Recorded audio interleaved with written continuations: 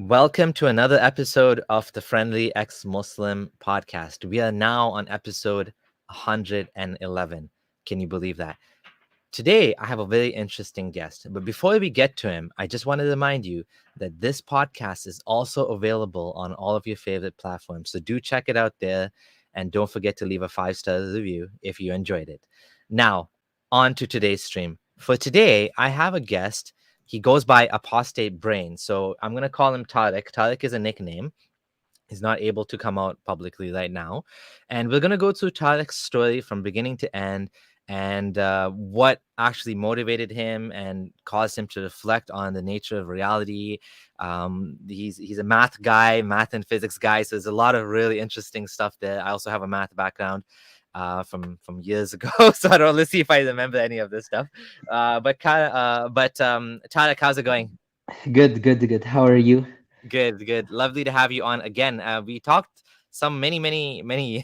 I can't remember Yeah, even how long ago it was, but we did have a conversation, and I think we had some technical issues back then. But today is going to be good. You have a good connection now.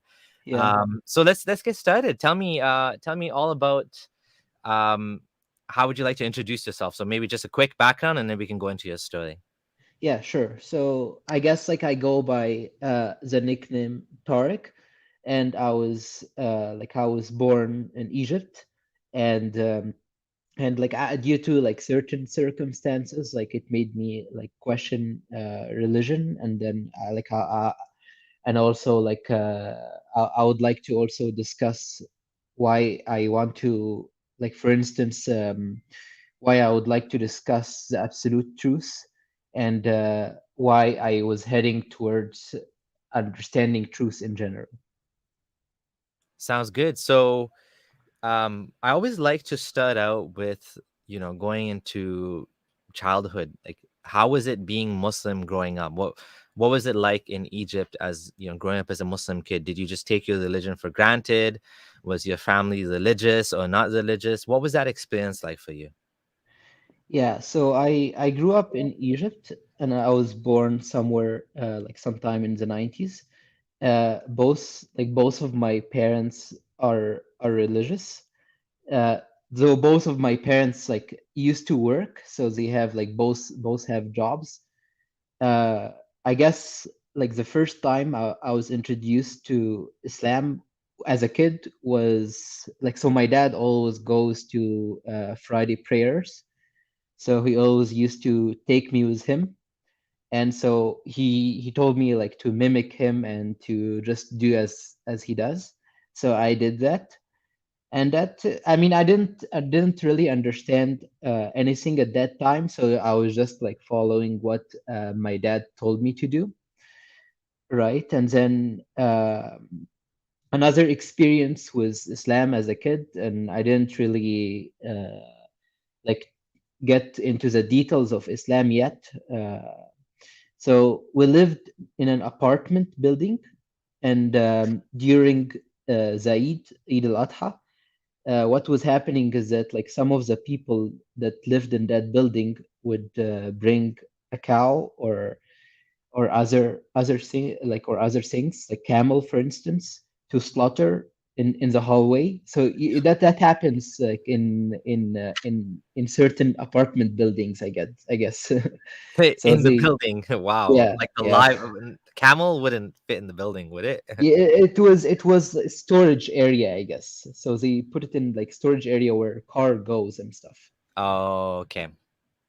Yeah, and I remember going to the hallway once when they slaughter the cows, and what happened is that I remember seeing the cow being slaughtered and stuff, and that was really hard to watch as a child, and it made me cry at the sight of that. So I mean, after that, I would never go to the hallway to witness that. But yeah, fast forward few years after that, um, my parents were always telling me about Islam, and they were teaching me the Islamic values. And a lot of what I have noticed with my parents is that they taught Islam in terms of fear, I guess. So they were telling me about like Azab al-Qabr. So where I don't know, like Punishment of the grave. yeah, Yeah, punishment of the grave. yeah. So like where when you die, like you get punished if you do like bad things and stuff like that. And it was such terrifying stories that sometimes I used to get nightmares when I thought about it as a child. And they were also telling me about like what happens to people in hell and what people get in heaven, etc. And there is a famous Egyptian movie called El Insu El Jinn. So I guess by Adil Imam. I don't know if you know him, but he's a famous Egyptian actor. And with that, like it's a movie about like a woman, and what happens with that woman is that she was, I guess, like a demon, or the jinn was like following her, and he wanted to marry her and stuff like that. And it was a very scary, like I guess like at that time it was a very scary movie. So that movie really like scared the hell out of me. And like a jinn, for instance, like when they go to washrooms and stuff like that, right? So this made me like not want to go to any washroom whatsoever. But That's pretty yeah, funny. Yeah. yeah. After a few years after that, I became very religious, and I used to watch Abdullah Rushdie and Amr Khalid. They were still famous until now. Preachers, And right? yeah, they're Yeah. famous preachers.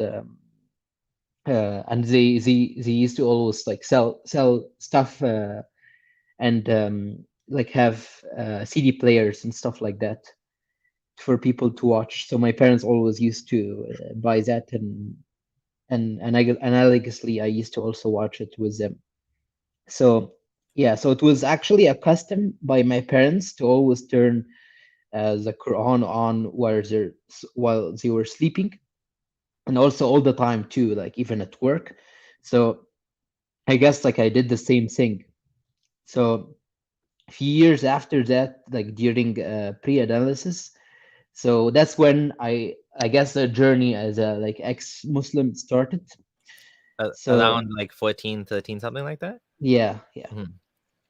So yeah, like so what happened is that yeah, like there was I guess like it was about from 10 to like 13, 14, I guess. So there was like a cyber cafe opened below our apartment building, and it included games amongst other things. So I always like divided my time between like praying, listening to Islamic content, and hanging out in that uh, cyber cafe. You And got your time for dunya, you got your time for yeah, deen, you got your time for yourself. yeah, yeah. It was I guess like fun at that time, Yeah. but yeah. So the more that I played online games and stuff, I was wondering like how does these things work. So I was like searching the internet, and I figured out like it's actually through programming. So I was always like, even as a child, I was always a curious kid. So I went to checking like online resources, and I taught myself programming. Nice. So Which yeah, language? it was in programming in C. Oh, whoa. You Yeah. taught yourself C. That's a hard Yeah. language. Yeah, there was a very nice book called KNR, and it was written by the person who invented the C programming language, I believe. Oh, Yes, I think nice. so. I So, learned coding as a kid too, but it was basic, which was very easy compared to oh, very C. cool. Like Very basic, it's cool. like it's like English, it's for Hmm. next, and like Yeah. it's whereas with C, you have Mhm. like memory allocation and Yeah, pointers, and and it's pointers. tough, right? Yeah. Yeah. And So you structures. learned coding by yourself. That's cool. And then what happened? So what happened is that I wanted to understand like further, like I guess I wanted to understand further, like so in programming there is always like a first principles. So I learned that from programming, right? From programming in Caesars, like you always have like you call functions, like for instance, like in programming in C, you call functions, and then you have loops, and but like everything, like you have to structure things according to first principles. So I really loved that philosophy. So I ended up learning x86 assembly, which which is like really really hardcore. It was like I guess like it was masochistic of me to do that, but I really want. So for people that don't understand, just I mean, I'm Yeah, gonna translate. yeah, sure. Assembly language is the very very low level language that operates the hardware. It's like very very like move. You know, the code byte. You know, it's like I don't even know assembly myself. So yeah, that was masochistic of you know. Yeah. But it's useful in real time programming, like people that want to Mhm, build like train systems and like mhm, even to this day people sometimes use you know real time for real time programming. At least that's one use case of assembly. mhm. So wow, you really dove deep into this. I'm curious how is this connects to this. What Yeah, happens yeah, next? yeah, yeah. I'll mention. So actually, what happened? Like, I mean, the reason I learned like x86 assembly was just because I used to play a game called Gunbound. So it's a game like I guess where you shoot you shoot like stuff, and then like like there's an angle and stuff like that, right? And it's like those birds, like that game in like the birds that like hit stuff. So it was similar to it. So I Oh, just it's want. like a duck hunt. Yeah, yeah, Yeah. exactly. Yeah, yeah. So the reason I want is just because I wanted to build like my own like aimbot. So that was why I wanted to reverse engineer the game. Yeah.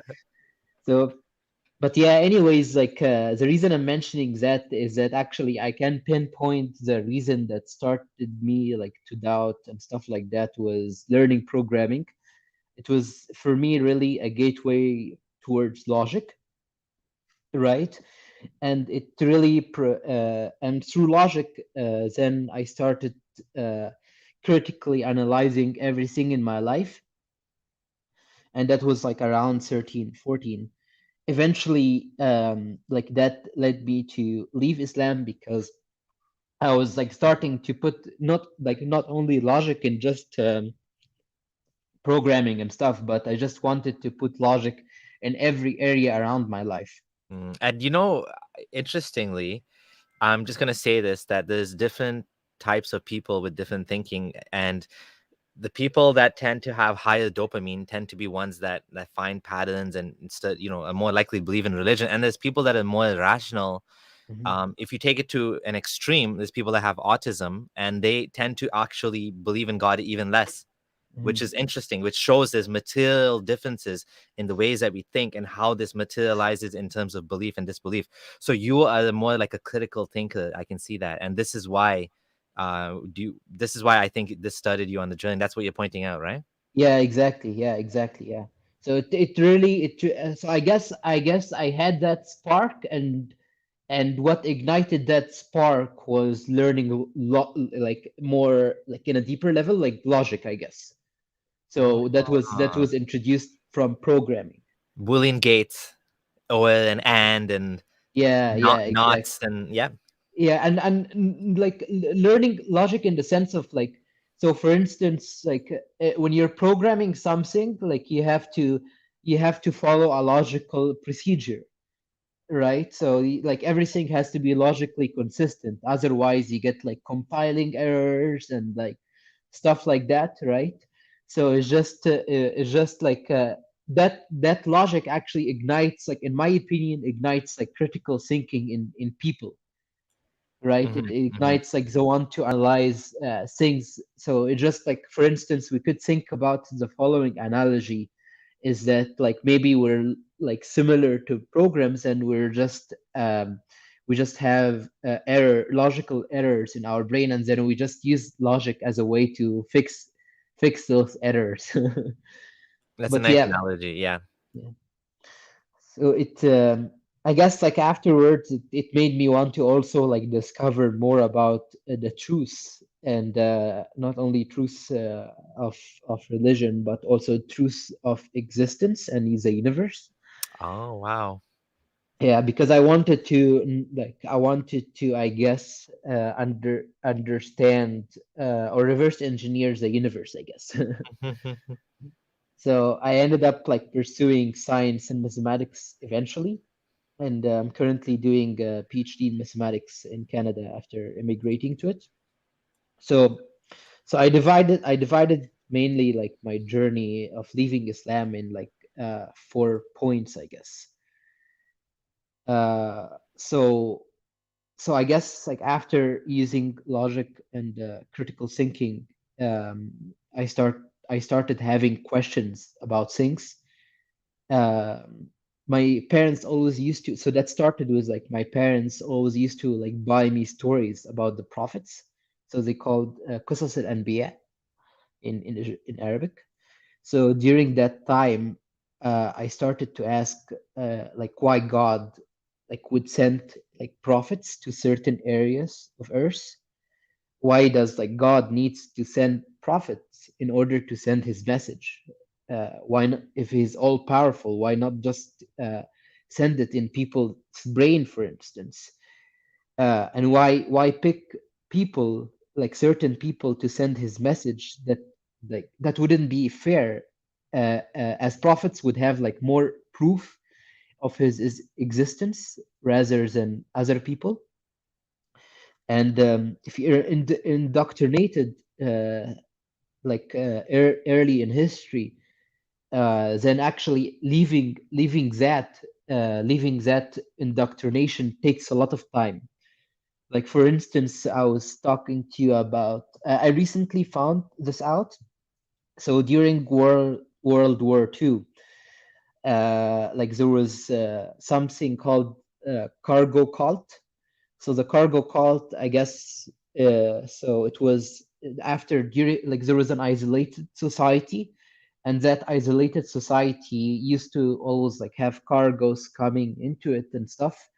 And what happened is that e- what happened is that people started developing a religion based on cargo, and like they say, oh yeah, once this things hit, once this cargoes get delivered to this spot, we'll get food and we'll get more technology and stuff like that.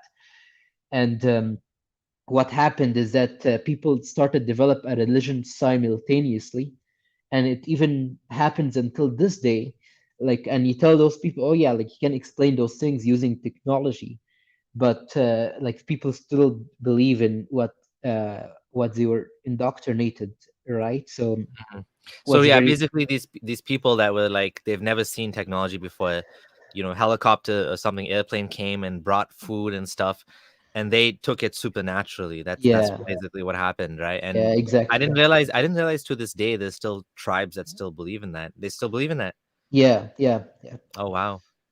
So that's it's very interesting in the sense like, yeah, if you're indoctrinated like as a child, like cognitive bias is always there, like it's always there, especially if you form some type of like sentimental connection like to it, I guess.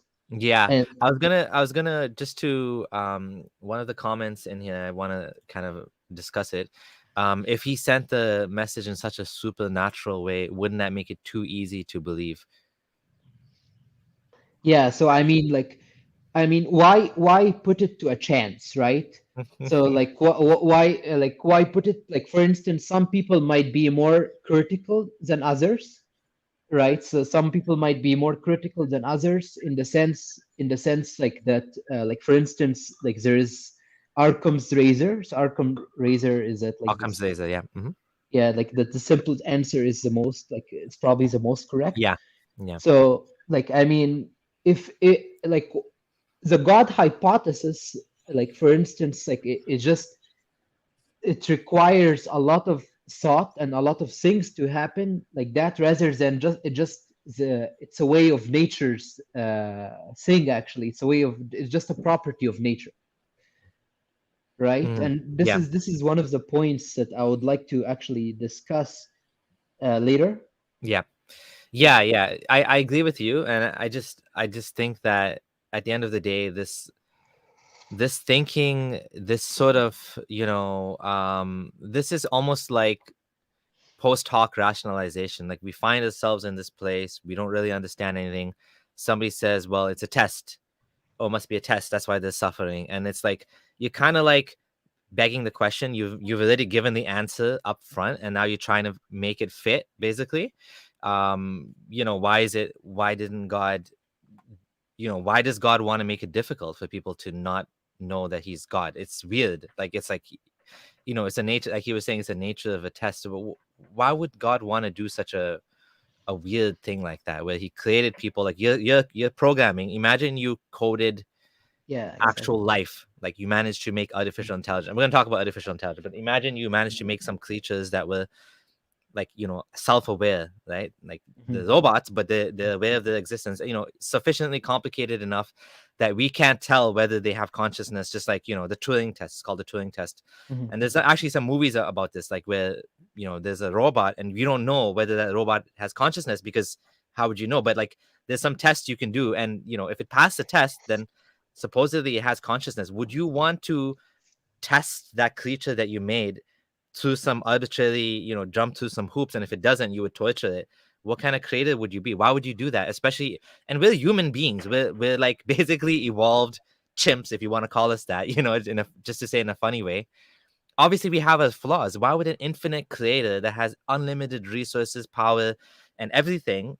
Why would he want to make little creatures jump through little hoops in order to and make it difficult, right? And then use, like you said, pick and choose which men to send the message in a way that's indistinguishable from madness, right? Like Mhm. indistinguishable from con artists, like liars and fake charlatans, people that they're just making up stuff, and you can't tell the difference.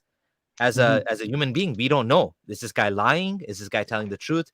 So God chose the most fallible, most vulnerable to err, most error prone way of communicating. It's silly, right? It's just like, and yeah, I'm not surprised you were like, okay, well, this is weird. Why does God do this? Why is he using this flawed transmission Yeah. method? Like here you are, you're a kid, and you're thinking of all of these ways of, coding and doing all these intelligent things, and you're like, well, God decided to do it in like the most dumb way Yeah, possible, exactly. right?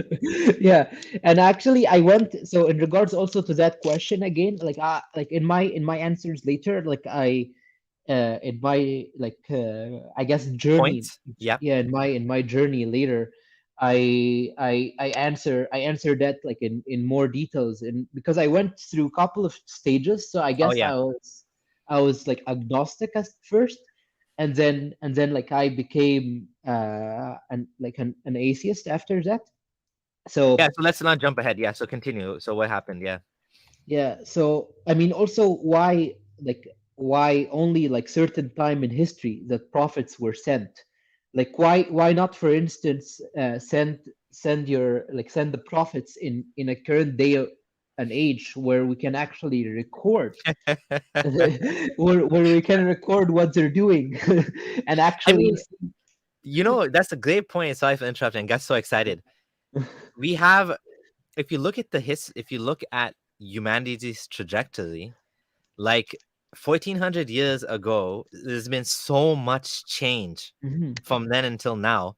But from now on until the next, like, 100,000 years or whatever the humanity is going to be, like, this would have been a better time, right? Than 1400 Yeah. years ago. But of course, all these miracles happen when no one can see them, right? Yeah, and like where we actually have like psychology where we Yeah. can actually test if those people have mental health issues or Yeah. if what they're saying is correct or not, right? Yeah. Yeah.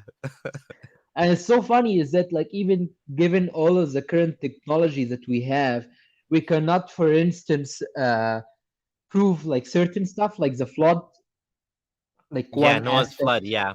nose flood, and Yeah. like even like for another thing is when I guess Moses crossed like Egypt with the Israelite, and like he divided the Red Sea, I guess in Red Sea or Blue Sea, I don't remember, into half.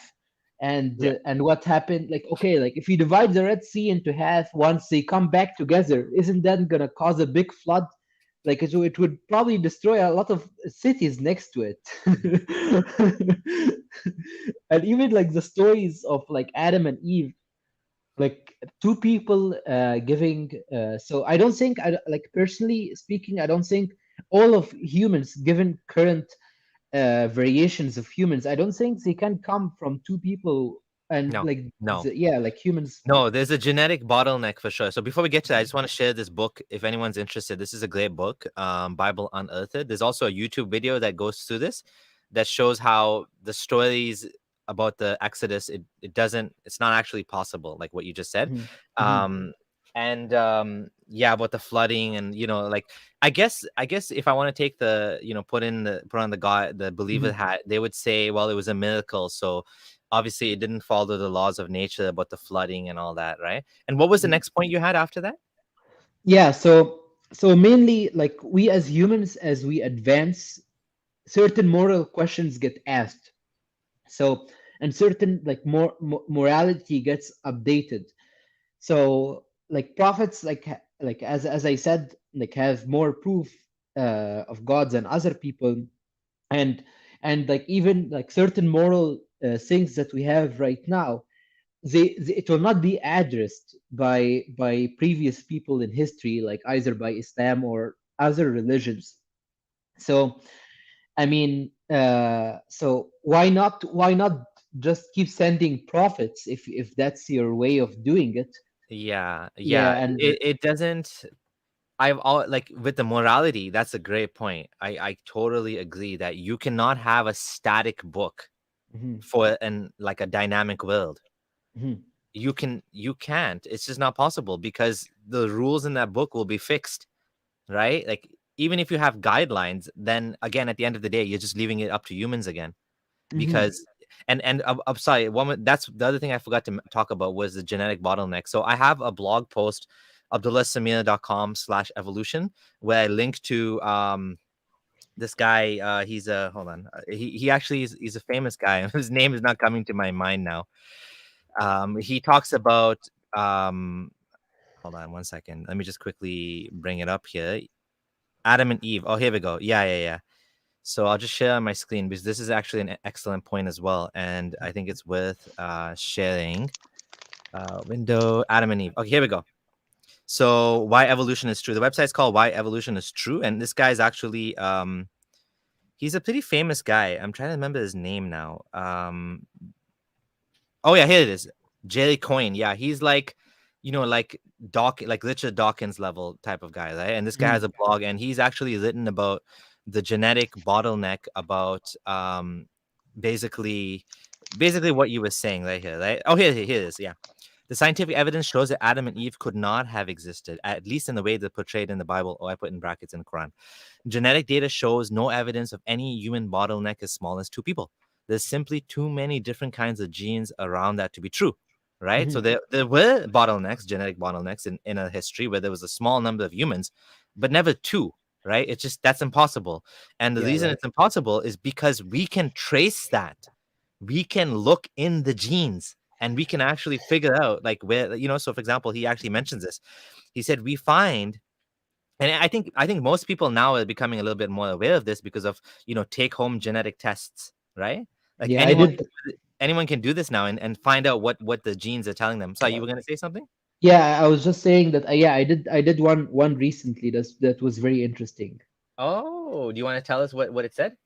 Yeah, so I got actually 94% Egyptian, Yep. and the rest were Coptic Egyptian, I guess. Oh, So interesting. so it was like 23 and me. Yeah, and you know what's funny for me? I was it was 97% Indian, Mhm. or like, Pakistani Indian, that area, and 3% Egyptian. I don't know where that came from. That's so weird. So I'm your brother. I'm like Yeah, literally yeah, related to you. So just to read what he said, because this is so amazing. Mhm. Mitochondrial DNA, which is the DNA I think from the mother, points to the genes originally that in original tracing back to a single female ancestor who lived 140,000 years ago, but the genes on the Y chromosome traced back to one male who lived about 60 to 90,000 years ago. So all of us, every single one of us, have shared genes from one man and one woman, but they're totally different time periods. So we all somehow still have. Can you imagine, like, over 100,000 years ago, there was a man, and basically around 140,000, 140,000 years ago, there was a woman, and 90,000 years ago, there was a man, and we still have the genes to this Yeah, day. yeah, it's very Like, interesting. that's Yeah. wild. It's just like, can you, like, the amount of, and I know some people are going to be skeptical, people that haven't studied science, like, how do they know this? I've compiled a bunch of resources here, and Professor Fatima Jackson, she's Muslim, but she Mhm. believes in evolution, and she talks about the same thing. She talks about mitochondrial tracing and stuff like that. So I would recommend people, if you're interested to understand this in more detail, check this out on the blog. Yeah. Yeah, and what is very interesting is that when I did 23andMe, they actually give you like the paternal haplogroup and maternal Oh. haplogroup. Is so what this means for people that don't know, like, is that so it gives you where your mother's ancestry came from exactly, and where your dad's ancestry came from. So I guess like on my mom's side, it was like from the Middle East, and my dad's side was from North Africa. I'll have to check that. I didn't know that. I'll check that out. Thanks. It's very interesting. Yeah. Yeah. So I started like after that asking my parents some of those questions because at that time I was having like an identity crisis, like when I was questioning those questions.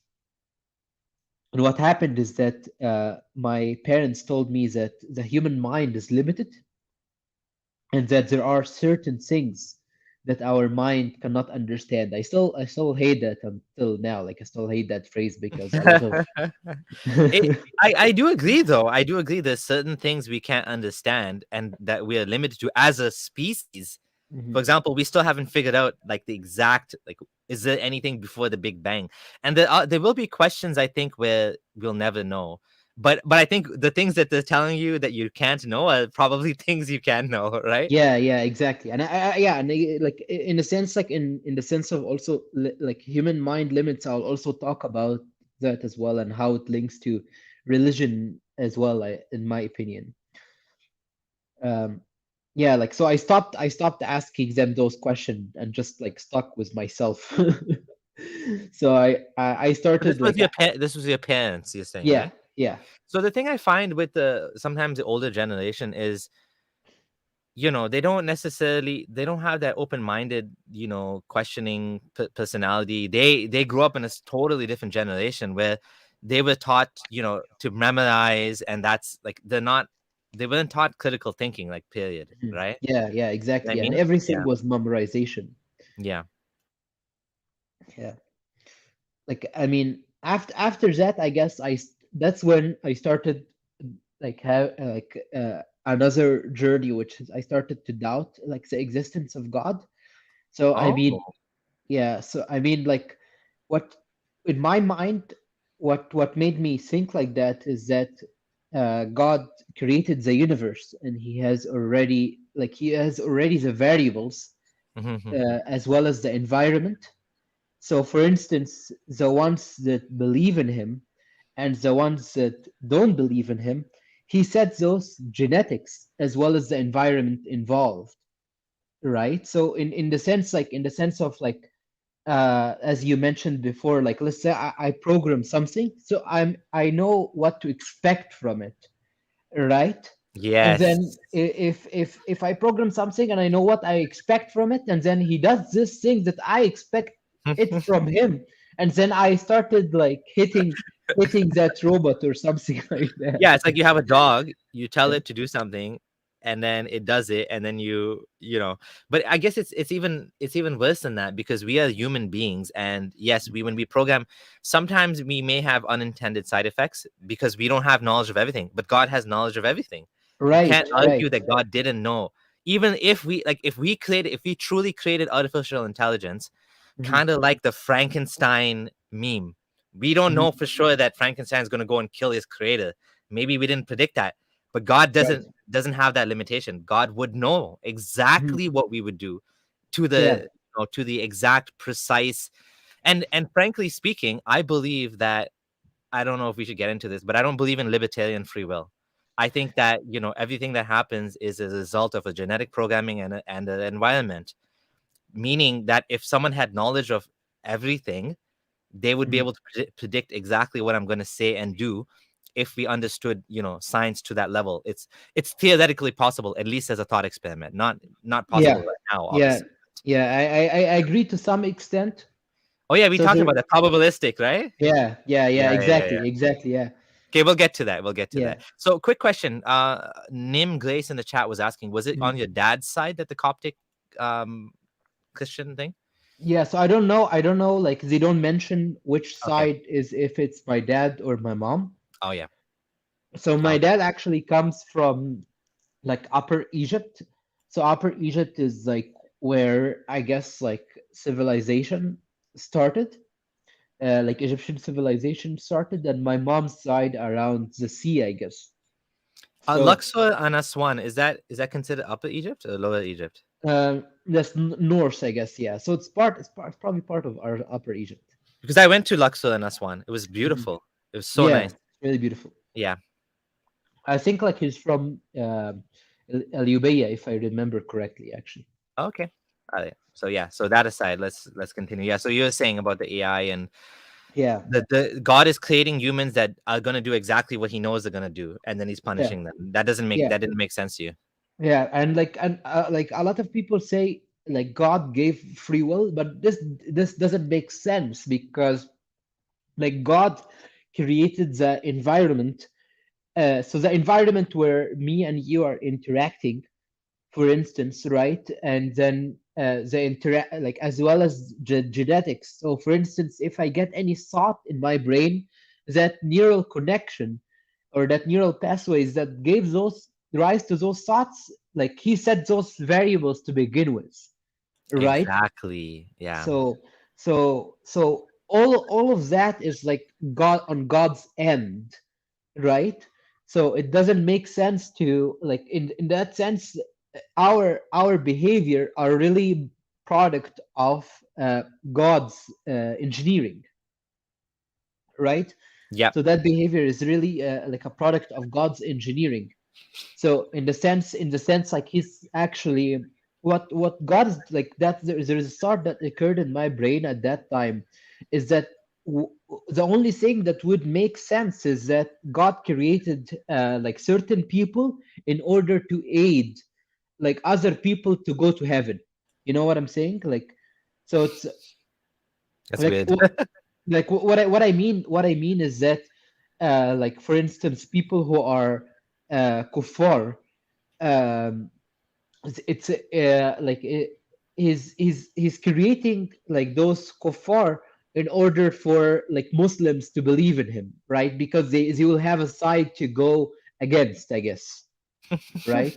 Yeah. So that's like the only thing that occurred to my mind. So like I guess like going back to that robot analogy. So if I program like a robot that goes like and shoots a soccer ball and hits like the goal, and then he does something different that hits like and he does the same thing and then I punish him, right? So that doesn't make any sense. But yeah, after that like after disbelieving in God, then I started doubting actually the existence of an intelligent creator. So before we get there, I just want to ask you, did you doubt, so you doubting God, period, or you just doubted, because couldn't you argue that God is not benevolent? Maybe God is, I mean, I'm sorry to say, a dick. Like, why didn't you consider, did you not did you consider that option, or you just assume that, No, I based on, assumed that like God would be a perfect thing. okay, okay, Yeah, got it. So you are going based on, omnipotent, omnipresent, yeah, omnibenevolent. Okay. yeah. And yeah, like also in regards to that, there was I guess like few point like I have an argument in regards to that also like later as well. So So actually, yeah, like so what really made me also think was actually like proves this point is if you go to like Surah Al-Baqarah, so if you read it where it says like إذا قال ربك للملائكة إني جاعل في الأرض خليفة قالوا أتجعل فيها من يفسد فيها ويسفك الدماء ونحن نسبح بحمدك وإني أعلم ما لا تعلمون. And then he was telling like he was telling also like so that passage where So he was that telling, the passage is in English. The angels basically asking God, "Why would you create a man, right, on earth that's yeah, going to do all these bad things?" And he said, "I know what you don't know," right? yeah, exactly, Yeah. yeah, yeah. Mhm. Yeah, so in that passage and also in the cow verse as well. So I mean, there's Okay. like few humanistic things, I guess, like that. Like you can see right away if you just take your like religious glasses off. So What do you mean? What do you mean? What do you mean? Like, can you elaborate on that? yeah, yeah, yeah. So I guess like there's the point is that in a sense like we as humans we like to think highly of ourselves, right? So we think highly of ourselves and we think like we are a higher like entity. So that's why it's translated into God's words, right? So in the sense not in this passage but in the other passage where he tells Iblis to, or he tells Satan, or I guess Satan in English, but Iblis in Arabic, to bow down in front of humans, but he refuses. Yeah. So the reason that he like a passage like that would occur from a humanistic point of view is that we think highly of ourselves. So even the angels themselves, I guess, like they bowed down in front of Adam, not humans, but yeah, metaphorically speaking, once he bows down in front of Adam, Mm. then he's bowing down in front of all humans, Yeah, yeah, yeah. right? You're saying. Okay, I think I understand. You're saying that this doesn't seem like God said this. God wouldn't put all of these Yeah. creatures bowing down before humans. This just seems like a very human thing to write in a Yeah, holy book, exactly, right? exactly. Yeah, Yeah. exactly. Yeah. Not humanistic in the sense of like humanism, but No, humanistic no, in the no. sense, you mean humanistic in the sense of like it's all too human to Yeah. put ourselves on the top of the hierarchy. Yeah, Yeah, the exactly. angels Yeah, have to bow exactly. down to humans. We're Yeah, the best, right? yeah, Yeah. exactly.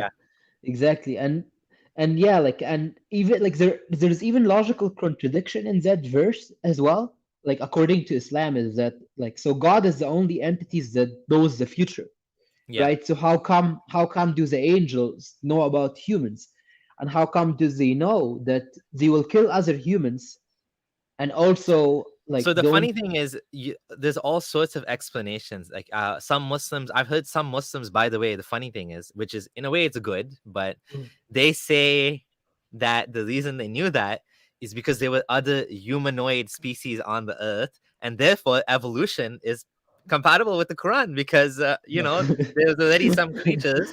God made humans, and anyways, yeah, but then yeah. but Go yeah, on. like then why like how come did it God mention that in the Quran then if That would be the right? simple, yeah. Uh, but yeah, like another thing is that like when I mean don't like so don't the angels as well like follow all God's demands and follow all of his instructions? So how come they actually was in like speak up against him, right?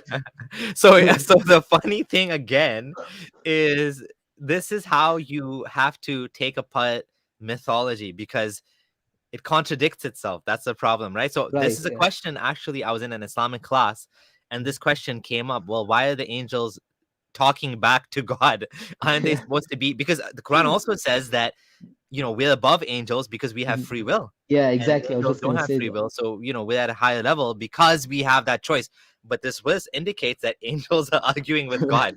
So what does that mean? So I'm trying to remember what the sheikh said. He said, I don't even remember. Why were they? I don't remember they have some answers for this. I don't remember what it was though. Yeah, and like also another logical contradiction is that like Iblis, uh, he told Iblis to bow down in front of Adam. So, or no, he told the angels to bow down in front of Adam, but only Iblis, like the angels bowed down, but Iblis didn't bow down. So is Iblis an actual angel, right? Like, is he an angel? So, This, or I wanted to make a video on this. Believe it or not, there's some good material by Said Reynolds, Gabriel Reynolds. His name is. He's a scholar of. He's an academic scholar that talks about Islam, and he's written a paper that, what I think, based on what I read, is that Muhammad got confused Mhm. and he didn't. So in Islam, eventually later on in the Quran, it says, "Well, he was of the jinn," because this is confusing. You tell all the men bow down, but the dog didn't bow down. What? Like, doesn't make sense. Oh Yeah, no, he was a man too. The dog was a man too, right? Like, yeah, yeah, what? yeah, Like, so it's confusing because when you tell the angels to do something and he didn't do it, well, doesn't that mean he's an angel? It yeah, would imply exactly. he's an angel. And according to the older sources, Christian theology, he was a fallen angel. But Mhm. in Islam, he got converted into a jinn. He changed. Like, so there's obviously, like, there's some, I think this is a mistake in the Quran, a big mistake, because but anyways, that's an aside. But yeah, this is a good point, actually. Yeah, yeah, and what's very interesting is that, like, if we start analyzing, like, if we remove our religious goggles and remove our bias and start analyzing, like, Quran passage, like, from a humanistic point of view and a historical point of view, then we will see the human side of it, right? I do wish that people would see this, because day by day, like, it's just like you just want to, like, once you're out of it, it's just like, Mhm. how do you guys still believe in this after Yeah. all of these things? It's like the most obvious thing of all to me. The Quran wasn't compiled in a book during Muhammad's life. Hmm. That's enough for anyone to know Quran is not from God. Yeah, That's enough. exactly. You don't Yeah, need more than that. yeah. God is that irresponsible? Like, like my kids are more responsible. That's like my kid. My kids leaving the dog outside or something. It's like you don't expect that from God. Yeah, Oh, exactly. so frustrating. But anyways, go on. But yeah, like, after that, I left Islam and I was agnostic for a while. And then I started to think, like, creating a universe is actually, with suffering in it, is unethical. So Yes. yeah, it's unethical to create a universe. So, like, even if you say, like, one would guess, like, if you have, like, any hyper intelligent species, and let's say that creates the universe, it wouldn't create a universe with, let's say, suffering in it. Otherwise, like, it's unethical. And I mean, you could say, like, according to what certain set of ethics, right? Like, a question one would ask, like, according to what set of ethics. But So I mean, I would say what you're saying, just to elaborate on what you're saying, it's unethical to create a universe with unnecessary suffering. yeah, And exactly. that is something we find over and over. This is actually a big theological problem, Mhm. which is, it's normally stated like this. If you have a forest and there's like some deer Bambi in the forest, and then lightning hits the trees, sets it on fire, and Bambi burns to death. From theology, what point was there of that? Is there any point? There's no way to get out of this, right? It's called, I Right. think, theodicy, basically the problem of suffering, Mm. because one, there's no test involved in that example. Two, the animal's innocent; it didn't do anything. Three, it wasn't a human that set it on fire; it was lightning. So Mhm. that's a perfect example of how, if God could have created a world without that, but he still created a world with that. And then you got to wonder, like, is that really, that doesn't make sense, right? Yeah, exactly, exactly. And one thing that used to bug me, like, as a Muslim, was, in respect to, like, animals, is that, like, animals have pain receptors. right? So I mean, so why would, like, if animals are like for us to consume, then why create those pain receptors in the beginning? Like it seems like as if like it's unnecessary suffering that occurred that Yep. occurs, right? Lions rip apart. That's how Mhm. they eat. They Mhm. have no choice. That's they Yeah. kill, they maim, and it's like it's so cruel if you watch it. It's like Mhm. the animal is still alive while they're eating it. And Darwin, Charles Darwin, actually pointed this out too.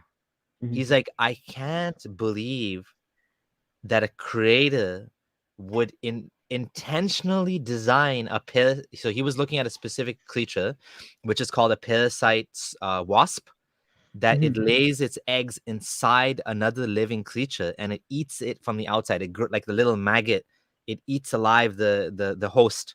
He's like, Right. this was designed because that's what they used to believe before Mhm. Darwin. For the most part, most people believe that everything in nature was designed, intelligently designed.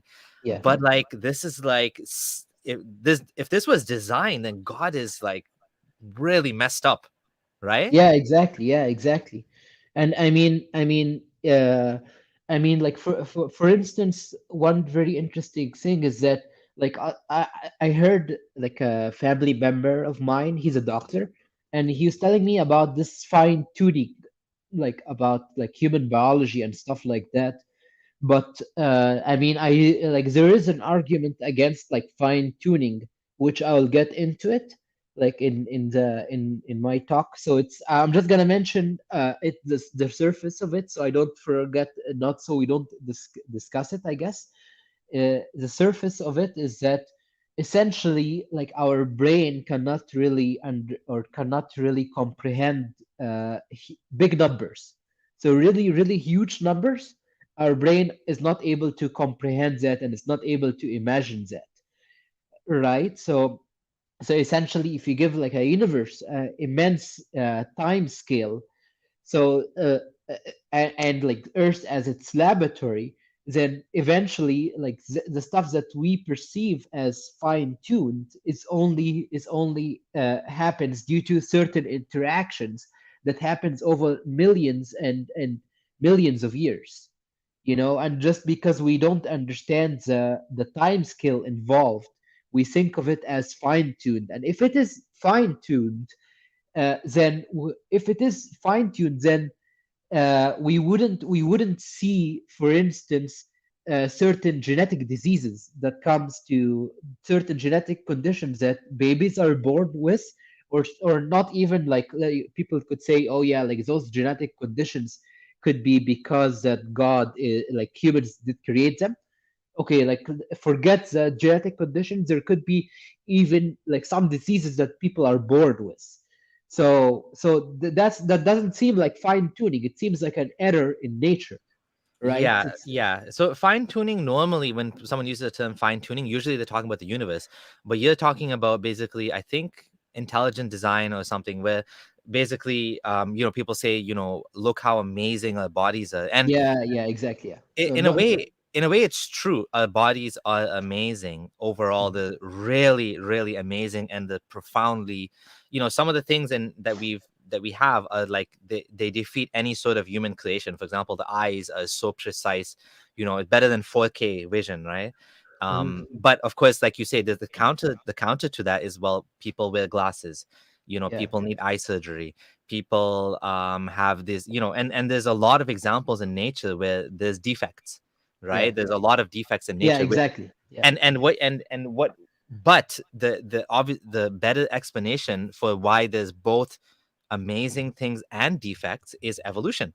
Evolution explains it perfectly because yes, we have eyes, but we have a blind spot. The blind spot, Mhm. like if you put your hand in a specific spot in front of your face and you close one eye and you move your eyes closer, eventually it'll disappear, which is Yeah, weird, but we don't notice it because the eyes are always moving a little bit. Octopuses don't have this issue.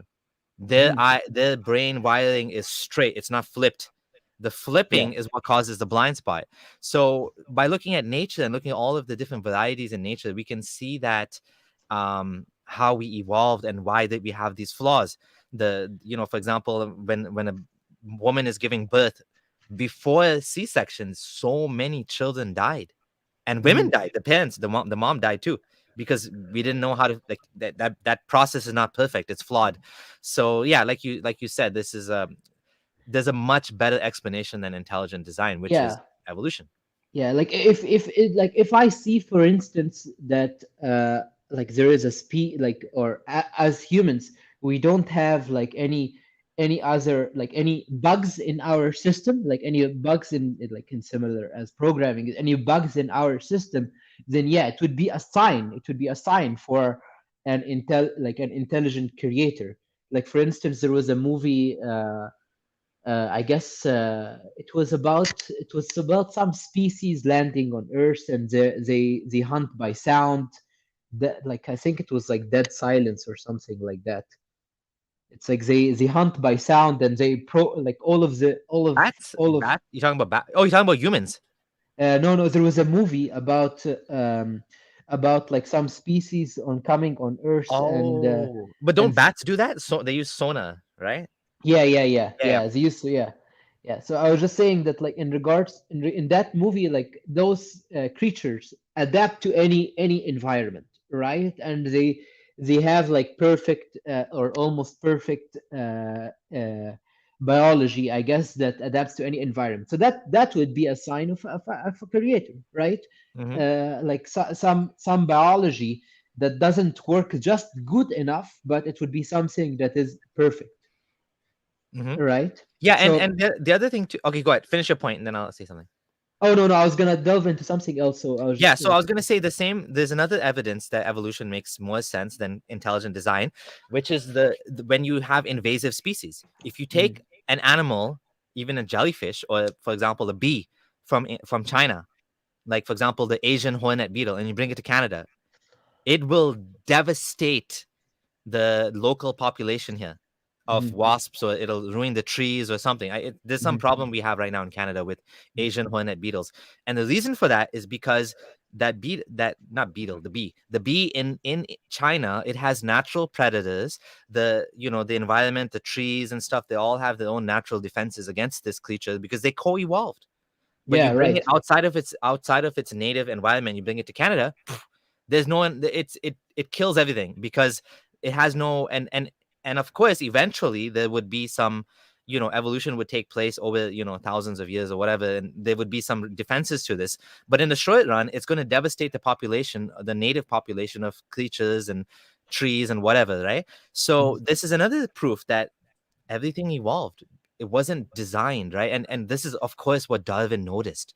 He noticed on each one of the islands that the turtles had different shells, right? And Yeah, yeah, so honestly, when you study evolution, it's so beautiful. It's just like it has so much explanatory power as to why we see what we see in the world today. Whereas when you look at religion, theology, it doesn't fit. It's like you're always left with cognitive dissonance. Well, why is this like that? How come this? How come that? But with evolution, it's like it all fits. It all makes sense. Darwin predicted based on this type of flower, mhm, and it has a very, very like long, narrow stem, like hole, mhm. and he predicted there must be a creature that has a very long, you know, like tongue or something. And lo and behold, they actually named it Darwin's moth. There's a Yeah, moth yeah, that has a long tongue that goes inside that thing and gets the pollen. They yeah, co-evolved, right? Like mm, it's so beautiful. Like this yeah, this is even as an atheist, to me, this is like religion. This is like yeah, Allahu exactly. Akbar, but like Yeah. Darwin Akbar, science Akbar, universe Akbar, whatever you want to call it. You don't need religion for this, Yeah, to be like blown away like this. yeah, and even like things like for instance, so in Egypt there is a huge cockroach problem, right? Oh, yeah, So yeah, yeah, because it's hot.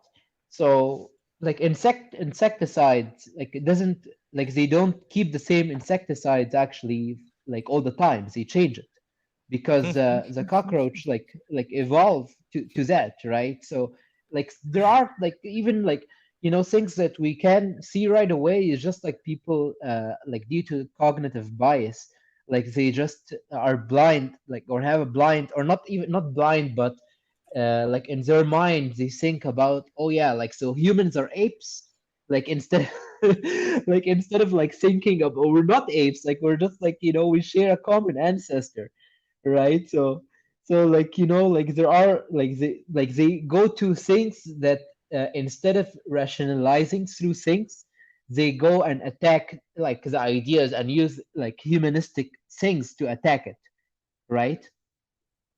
Yeah, But yeah, or they'll cherry pick. They'll say that type of evolution makes sense, micro evolution, but not yeah. macro. So yeah, the cockroaches, gain a resistance to the spray, Mhm, the bug spray, but the cockroach doesn't evolve into another creature. That's what they'll say, right? Yeah. mhm.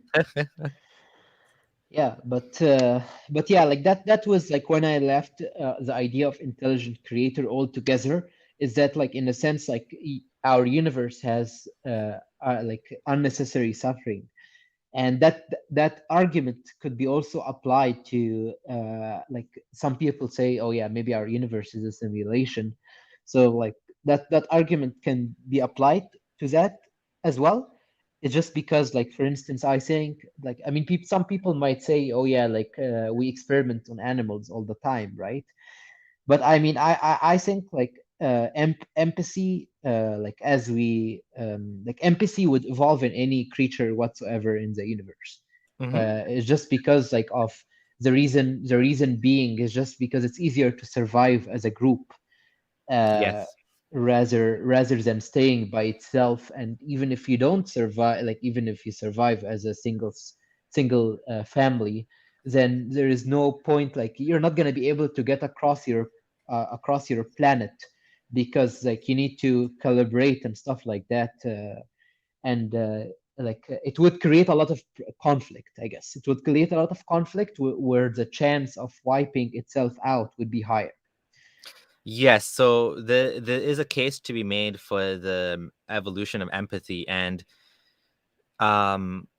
we do see this in other animals. We see, for example, dolphins are pretty intelligent, but even like monkeys, elephants is an example of an elephant will go and will give up some. I'm trying to remember the example, but it'll give up water for itself to feed another elephant that's not related to. So of course, when Yeah. you're related, when there's a genetic connection, Mhm. then of course it makes sense. It makes sense from evolution why you would Yeah. help your child, why you would Mhm. help your cousin.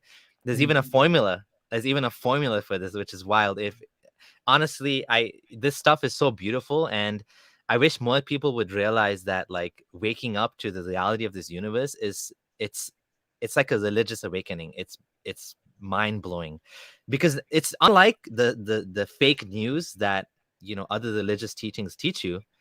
Like we're actually understanding how things actually are, and it's so profound. Yeah, um exactly. Yeah.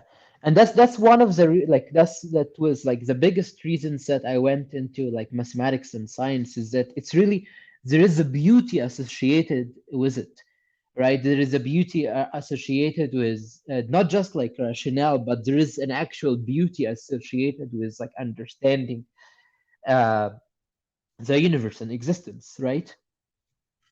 Absolutely, yeah. Yeah.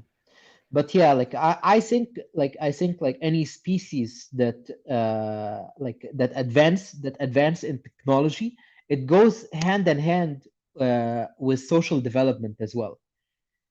So like I think like that certain morality, like has two parts.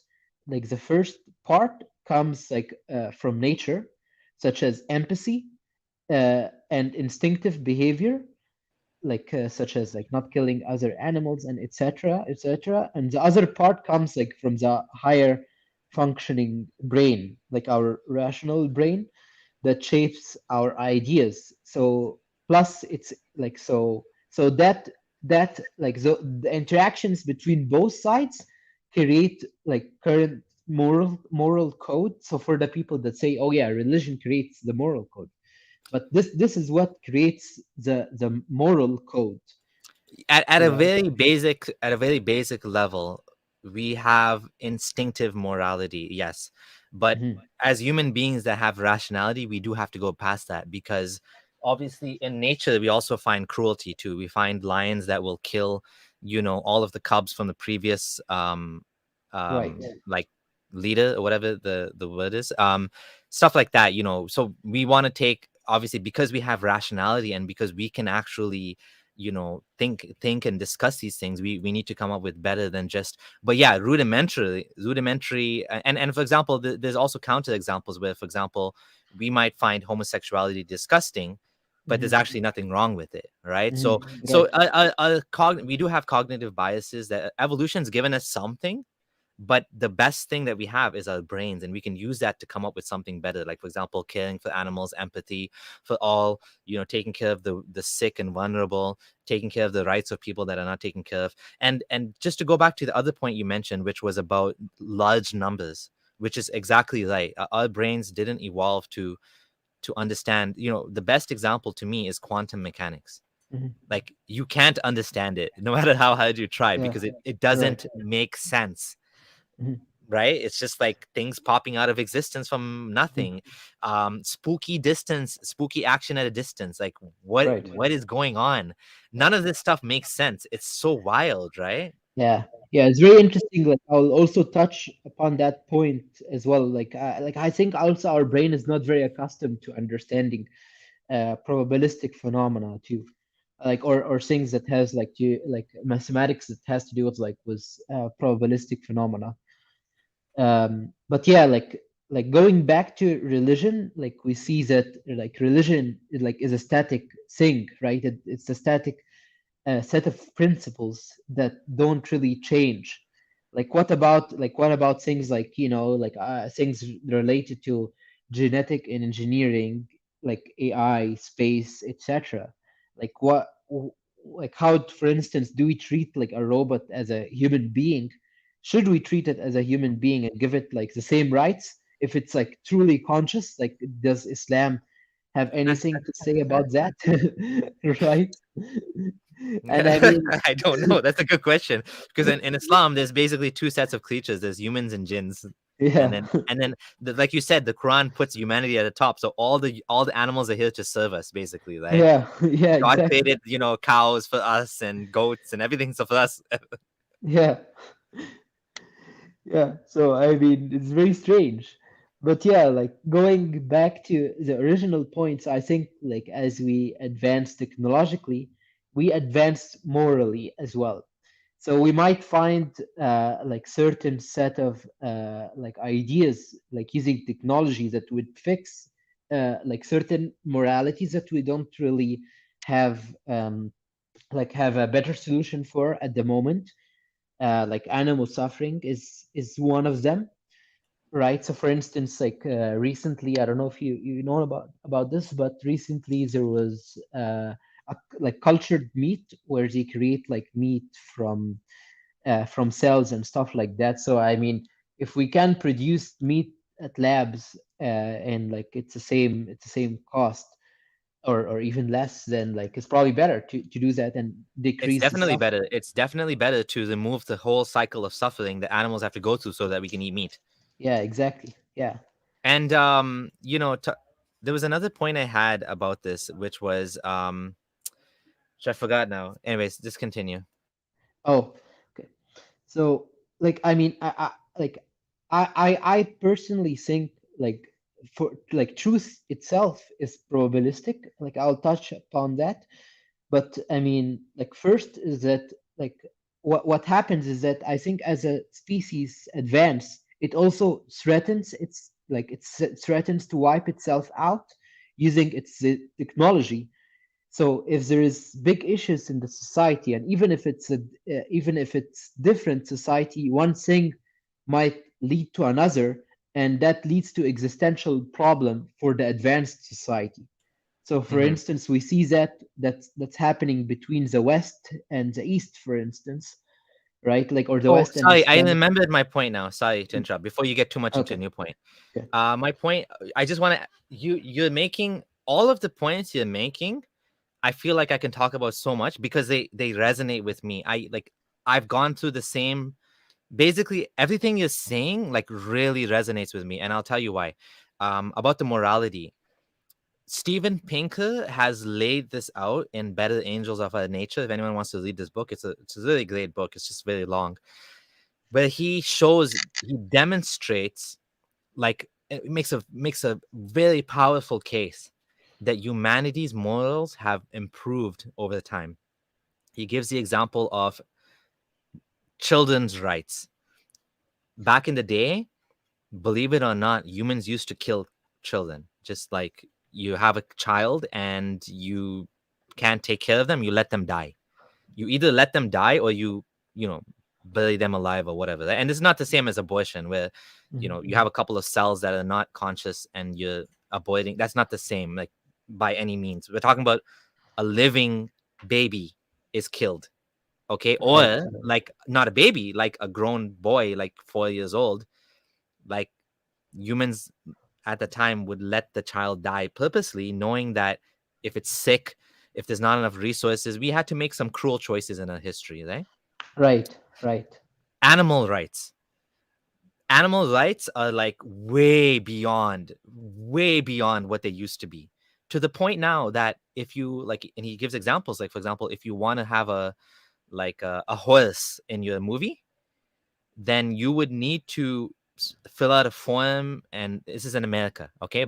Other countries probably don't do this, but like, you need to prove that back in the day they used to have like movies where the horse would go off a cliff. They would actually take the horse and drive it off the cliff and it would die. Yeah, that's That was crazy. okay. That was okay back then, but now no, you can't do that. Mhm. You will be fined or punished or whatever. Like, you will be in big trouble if you do that. If anyone takes, I mean, I've heard of examples where people tortured animals and they were caught on camera, and they were either arrested or they went to jail or they paid a fine. There are well, never mind the fine. The community will crucify you. You will be getting death threats. Like, people care about, and I do understand that, like, sometimes the level of response is overblown compared to what they're doing. I mean, people sometimes overreact based on, but that's not the point. The point is that animals have more rights today. Children have more rights today. Your child can basically be taken away from you if you beat your child, whereas that was never the case before. You could beat your child with impunity, like bruise Mhm. them, break their leg, whatever you want. You could do whatever you Mhm. wanted to your kid. The kid was your property. Your Mhm. wife was your property. Marital rape did not exist. There's no such thing as marital rape in any religious book. The Mhm. Bible, including the Bible, which says that a woman that's raped, like, that's like a crime against the owner of the woman, which would be her father or her husband, right? And it's like, anyways, the point is, you are it is the religion tries to make it seem like we're on a down scale of morality. Like, Yeah, we're just going exactly. down. Like, the ship is gonna go. Yeah, We're gonna be having like sex in the streets, and there's yeah. gonna be like, yeah, like, this is the Mhm. vision Mhm. that religion tries to like say, like, but it's the opposite. Like, none of that stuff that those that slippery slope, none of that happened, right? I, And I, I personally think, like, the more technologically advanced that we become, first, the more rational that we become, and the more rational that we become, like, the more that, like, our animalistic side or the lizard part of our brain starts to decrease, and we become like more like a rational beings. So that's my personal opinion. I Like, agree with you, and this is why we have the vegan movement.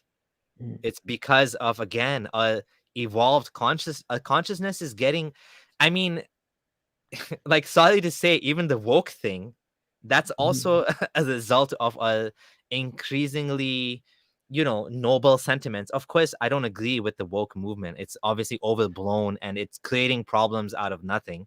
Where problems don't exist, is creating problems. But the goals are noble. Like, the idea behind, treating people, it's all based on good intentions, right? It's obviously overblown now, but the point is, yes, we as human beings, we are doing much better than our ancestors ever did. And yeah. Eckhart Tolle, I'm a fan of Eckhart Tolle. He has a book called The New Earth, and he's one of these guys that's into mindfulness, and he has a book about this exact thing, about overcoming our animal instincts. If we Mhm. want to survive, this existential threat, that let's talk about that. Let's talk about that next. That you started talking about that and I interrupted you. Can you tell me more about that? Yeah, that's very interesting. I actually became like a vegan recently, so that's yeah, like one of the most rewarding thing that like I did recently. I'm very happy about that. But but yeah, like so I think like the more advanced that we become as a species, we threaten to wipe ourselves like using technology and stuff like that. So even like let's say like there are like Islamic issues in the societies like in Islamic countries, because like it there is a problem between the more like probably happens in all intelligent beings in all the universe. But once you have like an advanced, more advanced society and a less advanced one, is that the less advanced one, because it feels defensive about its way of life, so it starts to act animalistically towards the more advanced one. And then but then of course like the more advanced one like eventually would win either by through the technology or other means. but but yeah, like so eventually there would be an equilibrium reached, right? So that's a very interesting thing, because so ethics would, like in my opinion, not only would evolve in one society, but would evolve throughout all of the species because of that reason. It might lag like certain few decades or few centuries, but then at some point it will catch up because of that. And one very interesting thing is that in UK they passed a bill recently, so it's about like making animals being sentient creatures, and that's very interesting. It's very interesting. Like you can definitely see that like human ethics goes up as you mentioned, and even things like experimenting with animals. We might like develop creatures using synthetic biology, right, that are not sentient and that are genetically close to humans that we could experiment on. So that's why like I think that advanced society would have different like ethics than humans. And like even running a simulation like to the point of that they might even alter their genetics to remove like animalistic side. And like in that sense, like if you run like a simulation, that would be, or run a thing that creates necessary suffering, would be unethical to them. But yeah, like Yeah, so Sam Harris has this thought experiment as well. Oh, by the way, I found the video I was looking for. I just want to mm, share it on the screen because this is actually highly related to what you're talking about. mm, Just quickly want to show this on the screen. So there's a video on one of my favorite channels. A favorite channel is called Kurzagast, and the video is called the Fermi Paradox. So if anyone's interested to know, this is a thought experiment that basically Apostate Brain was Tarek was bringing up, which is, what would happen to an advanced civilization, and why is it that we don't find any other aliens in the world? So this is an interesting video. If you want to check it out, I'll share the link. mm. um, and it's all about basically, do we get to the point where we're able to destroy ourselves, which is where we are now, and were Mhm. there other species like that, right, that actually did that? Yeah, yeah, exactly. Yeah, it Yeah. might be one of the biggest reason that we don't like, at least in neighboring areas, we don't see like other intelligent creatures, I guess, And then that of course, communicate with as us. there's another beautiful video on this same channel that shows something kind of freaky, which is that as time goes by, the universe is expanding. So it's going to come a point where everything is so far away from each other that you won't be able to see another galaxy. Yeah, Like, right. It's I called mean, the we Big probably, Rip. the big drift. Big Rip. Oh, yeah, the big rip. So basically, I mean, for us, we've already seen the universe, which is Mm. great. But like, if there was another, imagine an alien species that evolved similar to us, then like 100 million years later, and they look outside the galaxy and they see nothing. I mean, that's crazy. Imagine, Yeah, because everything's so far away yeah, that the light from that distant star will never ever reach your telescopes or your eyes or whatever, which is wild, right? Mhm. Yeah. Yeah, one very interesting thing is that you can imagine that like the closest like star system to us is 4.2 light years away, if I remember correctly. And I mean, like light, so light travels approximately 300,000 kilometers per second. And it's crazy. Like, it's crazy. It's crazy that, like, like, to actually, like, right, like, for us to, like, to go from Earth to that star system would take 4.2 light years away, which is, which is crazy to think about. Exactly. Yeah, yeah, yeah. Yeah. So I because I got distracted with sharing this video, I actually forgot what we were talking about before that. Oh, we're talking about, I guess, like Fermi paradox, Yeah. where you were Before that? mentioning, after that, you're talking about the acceleration of the universe, I guess. Yeah, no, but what was your point? What was the next point that we were going to talk Oh, about? so the next point that I would like to discuss was in, like, I think, like, is a concept of, like, absolute truth. Mm. So so so I mean, like, some people might say, like, what about absolute truth? Like, is there something like that exists, right? But I mean, I personally think that like, absolute truth could be like a probabilistic thing, where it doesn't really there is no one single philosophy that captures it, but it might approximate it better. So, for instance, like, supercomputers can approximate the number pi to, like, certain digits, right? But I mean, reality could be something like that, where to actually, like, it's a probabilistic phenomena, where like, one approximation might like, have a better outcome, but essentially it is not something that you can ever capture. It's not something that you can ever capture. And I mean, like, some people might say, but that's like, how come, like, we don't see, like, something like that in real life? But What do you mean by we absolute truth? What do you mean by that? so absolute truth in regards to a single truth that captures everything in life. So it's essentially how you would behave, how I would behave, what is the meaning of life, what is the meaning of existence. Like, for instance, like, Islam provides that absolute truth for Muslims, right? Is it absolute truth or is it objective truth? No, like, the absolute truth is, like, is some like, I mean, to them it is absolute truth, I guess, to Yeah. to And to to Muslims, yeah. yeah. Yeah, but absolute truth is something that is not objective. It's like, it's something that, like, it's a property of like, of nature, I guess, or Hmm.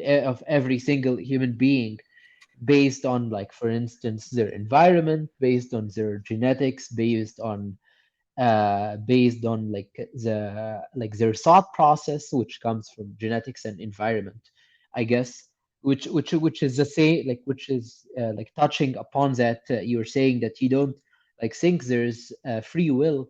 So I do agree to that, but I think, like that deterministic value of humans, like, might be something that we cannot really capture 100%, right? So that's in regards to that point. Hmm. So I mean, like, in one human alone, there's like 100 trillion neural connection that is available in humans.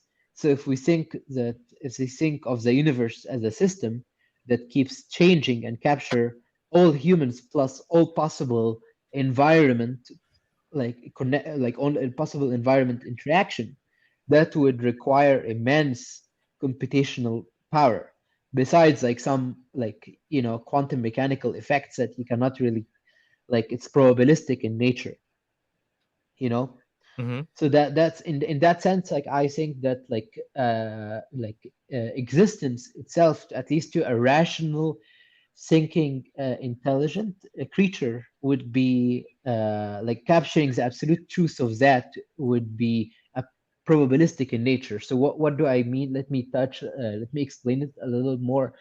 Is Okay. that you might think, like, one person might say that, like, at least in simple terms, like one person might say, oh yeah, like, I'm gonna sit in this couch and not do anything, and another person like might say, oh yeah, I'm gonna do this which will benefit me further. So like Mm-hmm. doing the other action which benefits you further is probably like better than sitting on the couch. Mm-hmm. And in that sense, like one thing is better than the other outcome, right?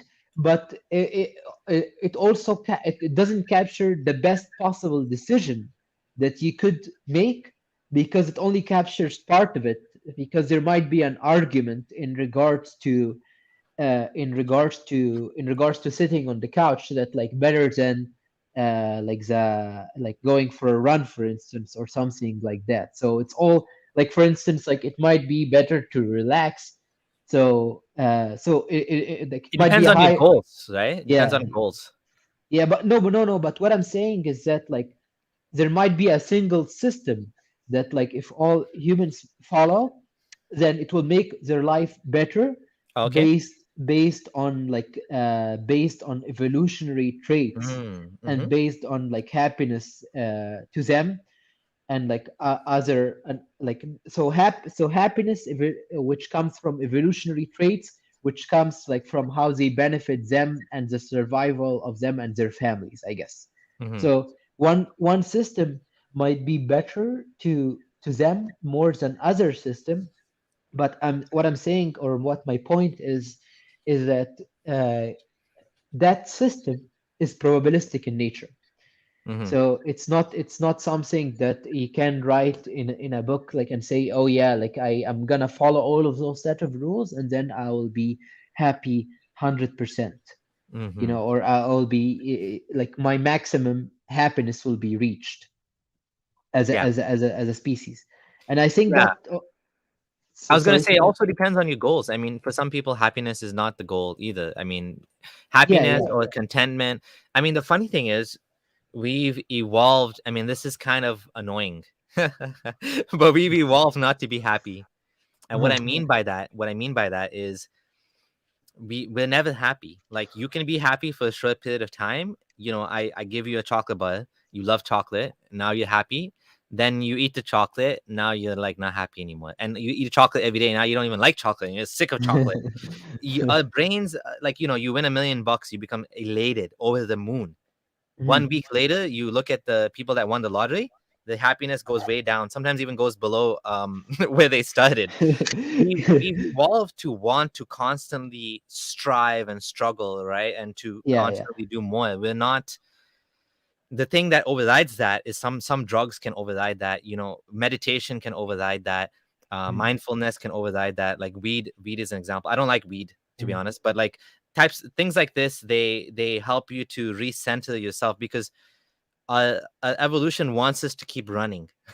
Right, So, right. Yeah, but yeah. that's not It's necessarily good better. for us, right? Yeah, yeah, I mean, exactly. Like it's it's good. better It's for good. survival. It's good for surviving, Hmm. but like a lot of us, we're past surviving now, and we're still Hmm. running, Hmm. like as if we're Yeah. gonna. There's a lion chasing us, you know? Yeah, we like the struggle, Yeah. I guess. But yeah, like there could be one system that like it's like puts puts those evolutionary needs, or meets those evolutionary needs better than another system. That was, I guess, a point that I wanted to take Yeah. across. Yeah. But yeah, I don't think that system is in general something that you can have from one set of rules. I think it's like more that Yeah. it's a approximation. I would say, I guess what you're trying. I think what you're trying to say, even though you use the word happiness, is human thriving, to Yeah, maximize yeah, human yeah, thriving. Yeah. So to exactly. maximize human thriving, in my opinion, the best system is humanism, but it's not written in stone. It's Mhm. flexible and it's based on the conditions and the situation, and you make decisions that prioritize human well-being over other things. And unfortunately, sometimes people will strawman humanism, and they'll look at something that America is doing or some countries doing, and they'll say, well, they're not doing the right thing, which is true. Like not everything America does is good or best for humanism. Many many of the decisions that are made in America are based on corporate greed. And Hmm. it makes me sad, it breaks my heart to see that if you look at Facebook and you look at the amount of money they make, and you look at year by year, the total profit has gone from 0 to 1 billion to 10 billion to 20 billion. It keeps increasing, and Hmm. billions and billions, and it's just like stacking up the wealth.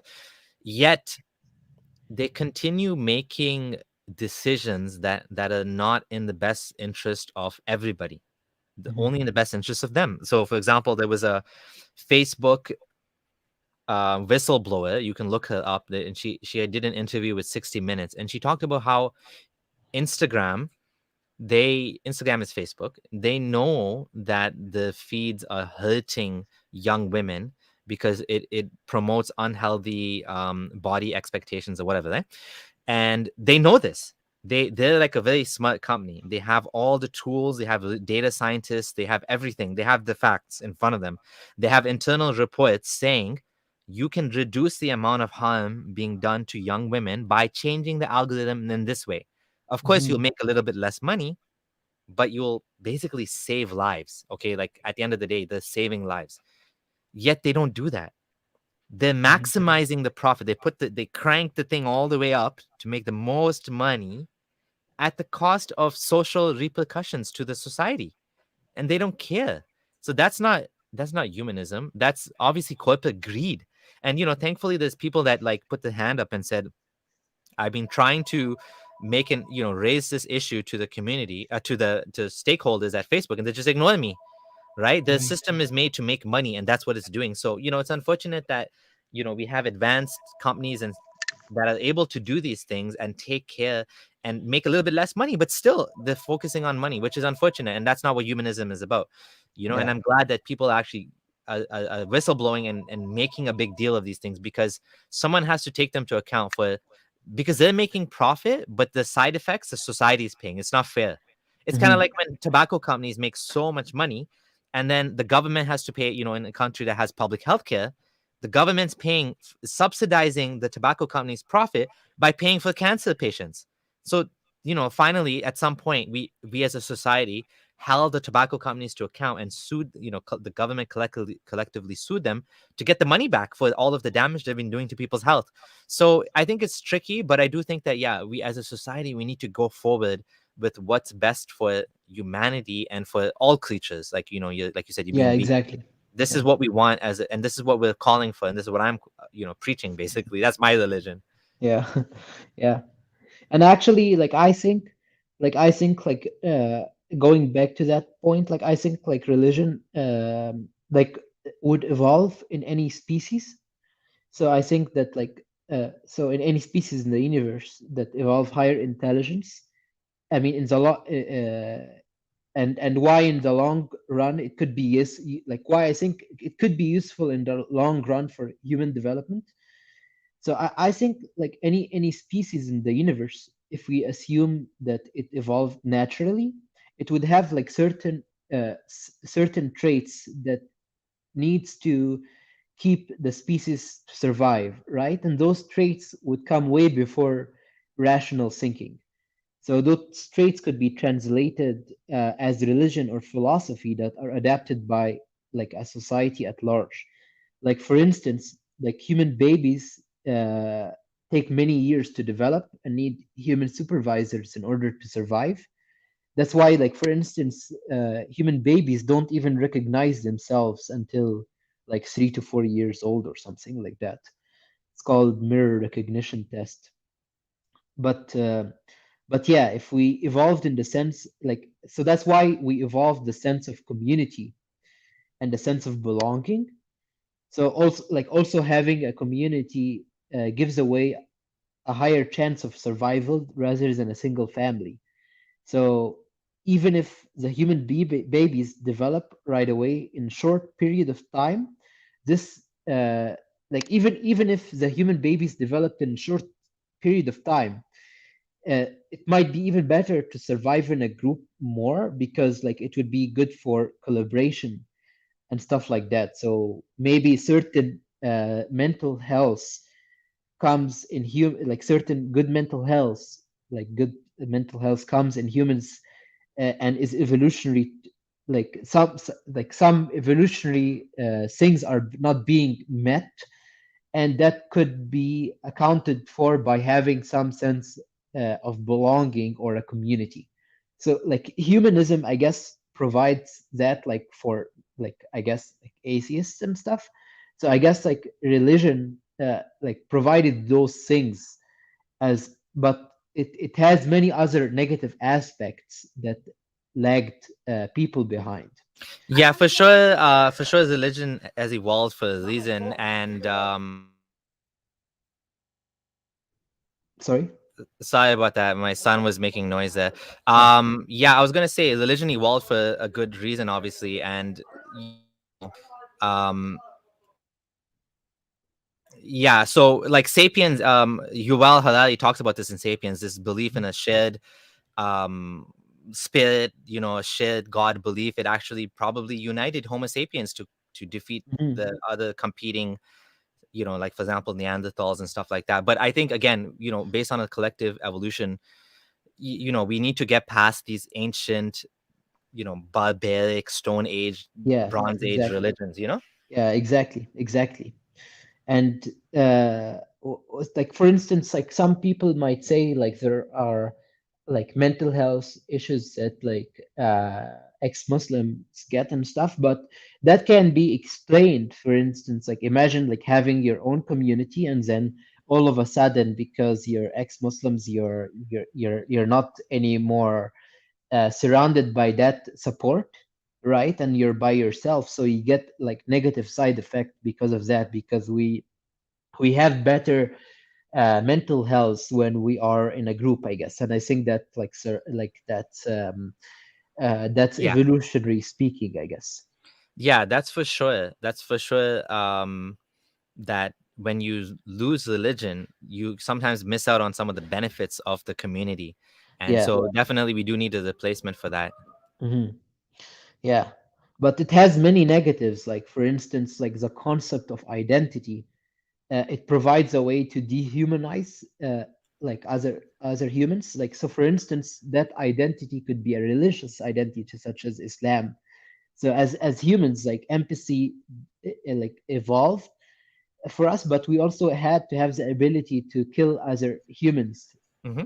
right? Because there was group attacks and stuff like that. So, but that thing comes by dehumanizing them. So that's why, for instance, in World War II, like America used to like make a lot of um, like I guess like negative TV shows about Nazis and stuff like that, right? And painting them in not like in a different color in order to make in order to like for the soldiers to kill them, to be able to kill them, right? And it comes Hmm. like with any type of war, that like you're dehumanizing the other individuals, so you don't see them as humans anymore, right? So you see them as other things, Yeah, right? yeah, yeah. That's what all of these so I think religion, you're right, it does contribute to this problem. And of course, there's other evil systems like fascism and Nazism that actually did the same thing, that the other people and made it Yeah, easier to kill them. And of course, Islamic extremists do the same thing. They say, oh, you're not, because you're not allowed to kill Muslims, but they say, oh, these guys are apostates, and they'll do that to their own people. For example, Anwar Sadat, because he made a peace treaty with Israel. They said he's an right. apostate, and they killed him. As extremists do these things, right? Yeah, Yeah. exactly. Like, and like when you, I guess 600 point I wanted to like talk about right now, but I forgot. But yeah. So okay, well, if when you do remember, let me know. Okay. One thing that we were planning to talk about was Al-Azhar, and Al-Azhar's, what are they saying? They're calling something Oh about yeah, Israel. yeah. One very interesting thing is that so Al-Azhar is like, for the people that don't know, like it's a famous Islamic establishment in Egypt, right? So it's like I guess like very famous among Muslims, and they were saying that they were asking a poll and asking people, why do people become atheists, and why do they become ex-Muslims, I guess. And they were asking a poll for people, and and like who wins this poll will get like $50,000, or no, 50,000 Egyptian pound, which is like Mm-hmm. divided by 12, so that's like, about $3,000 or something like that. How do you win? So like if they like your ideas or something like that. Oh, okay, okay. Yeah, so like if they like your ideas, like then they will like they will like give you that money. So I guess like it's like to be accurate, it's more like 4,100, like Oh, it doesn't. 4,020. Either way. Anyways, so what happened? Yeah, so what happened is that like they made that poll, and like there like one lady came to the national TV and asked why. I still follow it, like even though I live here, but yeah, like she was saying that many people are becoming ex-Muslims and stuff like that, and we need to fight this disease. So you were saying it like as disease because it's catastrophic, as like in their words, to destabilize the society. I don't know how you destabilize the society by being ex-Muslim. we don't like we don't do anything like in that sense. Yeah, yeah, But yeah. yeah, so that was very interesting to see. But yeah, like that goes also to about like the dehumanizing thing about identity. Yeah, now I remember, I guess, like it's so that's why one of the reasons I always I analyze myself, so I don't stumble upon like having an identity for myself. Like I just prefer to be a free thinker, I guess.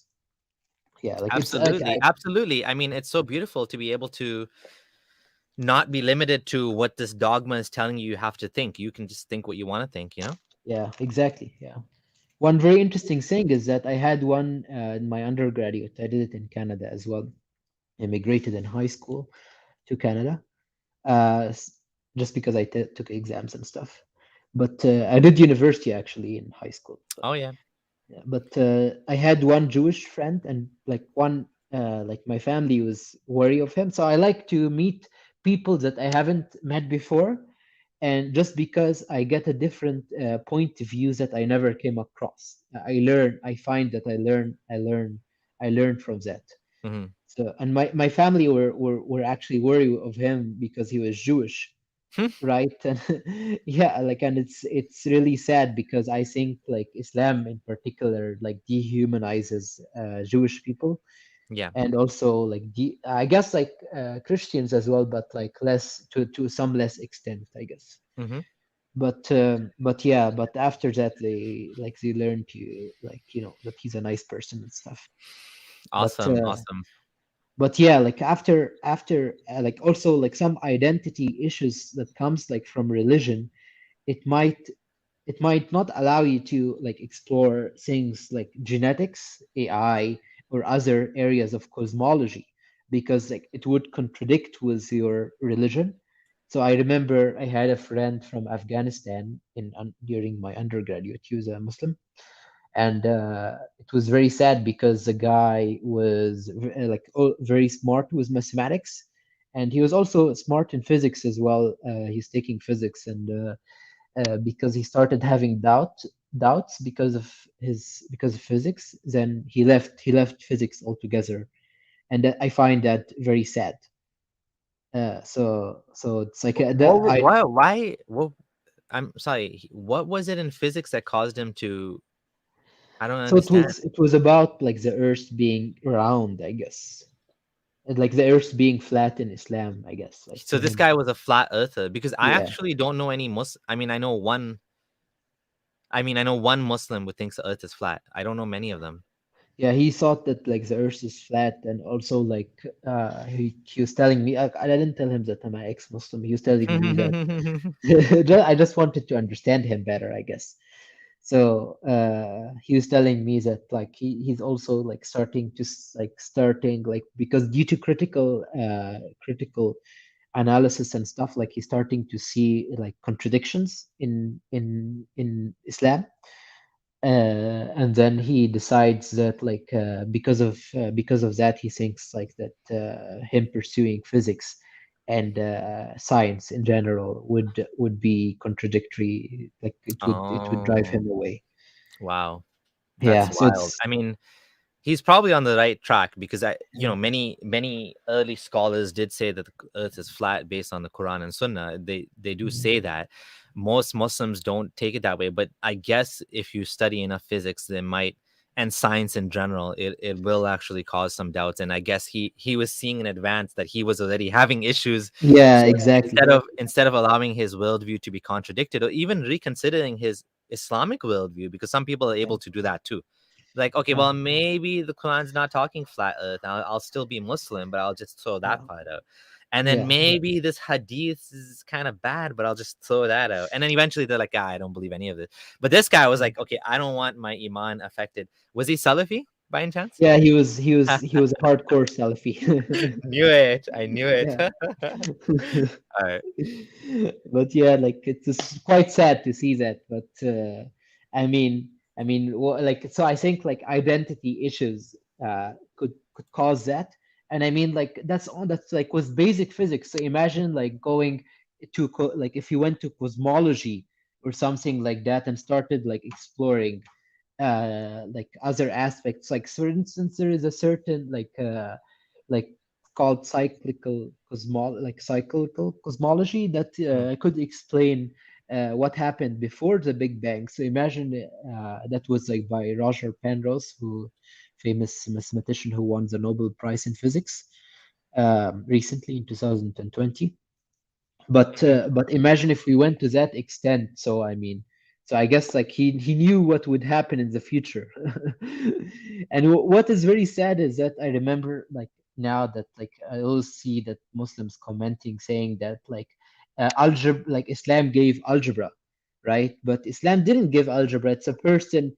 It's one human being who follows Islam who yeah. did think like that. How like, did algebra was algebra invented like in the Quran? And like even like mathematics did not originate like by Islamic society. It originated by many societies like Egyptians, Greeks, and Byzantine, like people from Iraq, etc. Mhm. Right? So Yeah, that's it's very collective human effort that's building yeah, on top of previous knowledge, right? yeah, exactly. Like that's And why I don't. Sorry to cut you. no, good. There's. Oh, I was just gonna say that like that's why I say like when you say like when someone says like Western values, I don't think of them as Western values. I think of them as humanistic values, right? So like Exactly. Yeah. yeah. Yeah. So The I West mean doesn't own them, right? yeah, like I don't think you can pinpoint one idea to one single human being. It's a collective effort that, uh, especially to revolutionary ideas, it's a collective Mhm. effort that allowed for you to do that. Yeah. I was gonna say, there's one comment I want to deflect saying I must have been the worst Salafi ever. Um, Again, I'm just gonna be all the Salafis I know, every single one of them, not one of them believes in flat Earth. There's only one guy I know online, two people. I mean, I do get comments on my YouTube channel saying you dummy, Earth is flat, look it up, and they send me some propaganda videos. But like that's not a common belief among Muslims. Let's just put it like that. Salafis, they tend to be more likely to fall into flat earthism, but I think in the modern world, most people have made peace with like the science in the Quran. Would you agree with me? I don't know if it's different in Egypt, but in Canada, not even one Muslim was a flat earther that I know. Not even one. And this Yeah, is like, yeah, I agree. Yeah, like in Egypt, they do like say even say the acceleration of the universe is like it's mentioned in the I Quran, mean, which that's that's weird. the that's more common. That Yeah, approach is way more common. That change the Quran to make it fit science, not throw out all of science. I mean, this yeah, sort of conspiracy thinking is like, obviously it's not limited to Islam. There's lots of mhm, flat earthers that are not Muslim. Most of them are probably not Muslim, but mhm, a lot of Christians are flat earthers too, for the same reason that it to them the Bible, the way they interpret it. And then of course there's Christians like, for example, Dr. U. Ross, that does the opposite, that believes that the science is accurate in the Bible, which is weird, but mhm. there's different ways of taking it, right? Yeah. So yeah, regardless, anyways, So what was I gonna say? Yeah, go ahead. yeah. So I was just actually I have so I mean I am a closeted like I'm a closeted atheist, right? So I have like many Muslims friend. So just because like the reason being is that I mean I understand them better. Like I instead of like dehumanizing me and stuff like that, then I understand how their brain works, like and Yeah, of course. how they like rationalize through things. I find it pretty interesting. But one person was like giving me like I haven't heard uh, Amr Khalid since a long time. He's a famous preacher like Abdullah Rushdie. But one very interesting post that my friend gave me was about Amr Khalid saying, like the issue is, recently happened a big issue with Facebook, and people couldn't log in and stuff like that, and because of COVID and stuff, then Amr Khalid started saying that, see, like we are as humans, we are so weak, and like don't put your eggs in one basket, and God can, like this happens because like God. We're not like you need to give yourself to God, and you need to do this for God, and we are weak, etc. And he kept rambling, so I couldn't like keep going like watching the videos, but I mean his video, but I understood his point. So I mean, one thing I wanted to touch upon is that like if we keep understanding science and like engineering, then we could even prevent like natural disaster from happening, right? So even like we could even like like for vaccines and stuff, we could have like much research that goes into these things, and like things like even like natural disasters that always Muslims say occurs. We could use like environmental engineering. And for instance, if I remember correctly, like China used that in the Olympics to create artificial rain. So in the future, we might be able to like control Earth to that extent that we don't need to say that we are weak to, you know, like, and we need to turn to God. Like what I don't like about the Islamic mentality, and I think like it's a very negative thing, is that instead of looking towards solutions, and instead of like looking for a rational answer, they look for an answer that will not help whatsoever, right? It will not help in the long run. It will not help in the short run, and it might even like if there was no advanced society, there like might be a natural disaster that could be prevented, like such as a comet coming to Earth or something like that, and the Muslims wouldn't have had some a solution towards that, right? So so that's thing that I really hate in that mentality, is that like this mentality allows you to like bury your head in a sand, uh, and not look for like the problems and the solutions to those problems. Yeah, for Yeah, sure. And let's just talk about this a little bit more. yeah, We human beings, and I think thought experiments are so helpful to show why religion or Islam is false in particular, because the thought experiment is something that it doesn't have to be true, but it could be true. yeah, It's a possible future yeah. situation. In this thought experiment, human beings can control the weather. Now Hmm. today it seems like unbelievable, but Hmm. it like a lot of things that we thought were unbelievable are happening today. Like, Yeah, you know what I exactly. mean? Yeah. So, imagine the world where you now have a machine that can control the rain. Let's just say rain, not earthquakes, not anything else, tsunamis, just rain. So it's like a giant fan or whatever. It blows the clouds, and the clouds come and they rain. Because we don't have this technology, California, which has the best part of farming land on one side of the country, and the part where the rain comes is the other side, not where the farming land is. They have Yeah. giant aqueducts that take the water from where the rain comes and push it to where the farmland is, the good farmland, right? Hmm. So they spend millions of dollars on this. But now we have a machine that does this, right? So now the machine goes and it blows the air, whatever. According to Islam, Sunni theology, there's a prayer, a special prayer where Muhammad used to raise his hands up and used to pray for rain. Yeah. We know for a fact now, based on the thought experiment, that rain prayer does nothing because Yeah. we can control the rain. Yeah. So that Exactly. clearly shows that, I mean, you don't even need that right now, because even right now, even if you can't control the rain, we Hmm. can understand all the material effects in how the rain works, like the Right. weather patterns, the weather. Right. Yeah. We Yeah. have probabilistic models Yeah. that next Friday there's a 70% chance of rain. Yeah, I was just gonna say that. Like we have to, like, right now we can predict like the weather to a very accurate, like 100, almost 100% accuracy, right? And I like mean, there's a running joke that the weathermen, they always get it wrong. So sometimes it's mhm, wrong, but yeah, it's better than 50% chance. It's not yeah, pure luck. There's some yeah, science behind that, and I don't know the exact accuracy, but yeah, the further away it is, obviously the less accurate it becomes, because hmm, there's more and more variables that are yeah, affecting yeah, the exactly. thing. But like, for example, for tomorrow, I mean, most of us would, if we're going to go to the beach, we just look up the weather. We'd be like, yeah, the weather Yeah, tomorrow is sunny, so yeah, I'll go to the beach. especially Oh, in it's summer. raining. Okay, we better not go tomorrow. We have that much faith in science and in meteorology that we believe. And of course, never mind that, if there's like a tornado warning, yeah, Mhm. we're gonna take that seriously. We're gonna like prepare for that, especially if you live in a place where there's or earthquake warning. Whereas like religion, prayer, what does it do? What is it Yeah, doing? How is it helping yeah. us, right? Yeah, and I mean, like, it creates like in that point I wanted to raise is that it creates two problems. Is that religion, first of all, create like it intermingles with the culture, right? So the culture is probably like a big part of the intelligence of the society. Like maybe I would say like 40%, like, culture, and like 60% genetics or something like that.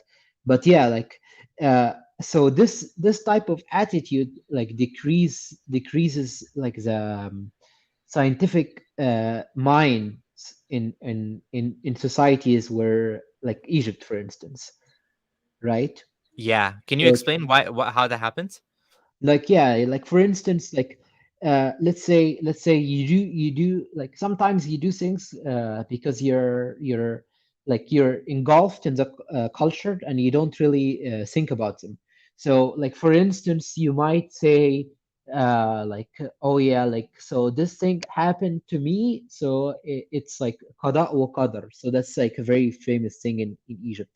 So that, like, that if God wills it, then it will happen, right? So, and inshallah towards everything. So inshallah doesn't really matter really that much. It doesn't have like negative impact on the society. I guess it does have, like, but on a smaller aspect. But in the Qada wa Qadr, for instance, you stop using your mind anymore and look for solutions that might be beneficial to prevent this situation happening in the future, right? To prevent this situation happening in the future. And it many aspects, like, religious culture provides a way to inhibit the critical thinking behavior in the society, Hmm. right? Like, it Yeah. inhibits like critical thoughts. Yeah, exactly. That's what I wanted you to elaborate on. And qada and Yeah, qadr means like fate or destiny or decree or yeah, yeah, destination. So it's yeah, Allah's will that this was going to happen, yeah, basically, right? yeah, And exactly. Yeah, do you think this holds back the society from investing in science and progress and stuff like that? yeah, yeah. Seen it? Have you seen this with your own eyes?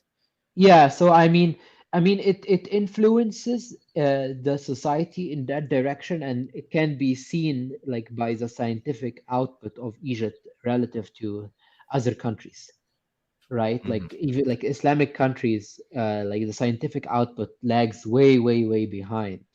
Yeah, but to be Countries. fair, it's a little bit more complicated than that, because Yeah, there's like there also are. money, GDP Yeah, levels. I mean, it's I would like to see an example. The best example to me is the one where you had a student that you knew in the same. Were you in Canada or Egypt? I lived in Egypt, and then I immigrated to Canada. So I But I mean, mean, the student that was a flat earther guy. oh yeah, yeah. So that was in Canada. So that's So there's a perfect example. So here you have a yeah. society where that's the perfect example, because now you're not talking about Egypt versus Canada, which are totally different Yeah, in so yeah, many different ways. You yeah, yeah. have same country, two Hmm. different students, Hmm. and even worse, you're both Egypt. Was he Egyptian? He was from Afghanistan. Oh yeah, Afghanistan. Okay, so both Muslims, not from the same country, Yeah, but both yeah, Muslims. yeah, Sorry, like Muslim background, both yeah, Muslim yeah, background.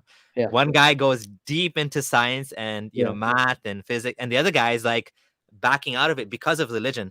And it would have been even better if you were both Egyptian, and then it would be Yeah, like night and day, example of like how the dogma is. yeah, I mean, we all know this, but I'm just saying to prove a point. The best example is if you have two people in the same country that are mhm, studying the same thing, and one of them, because of the religious belief, is backing out. Now that's a perfect example right there yeah. of how the religion is holding back people from progressing.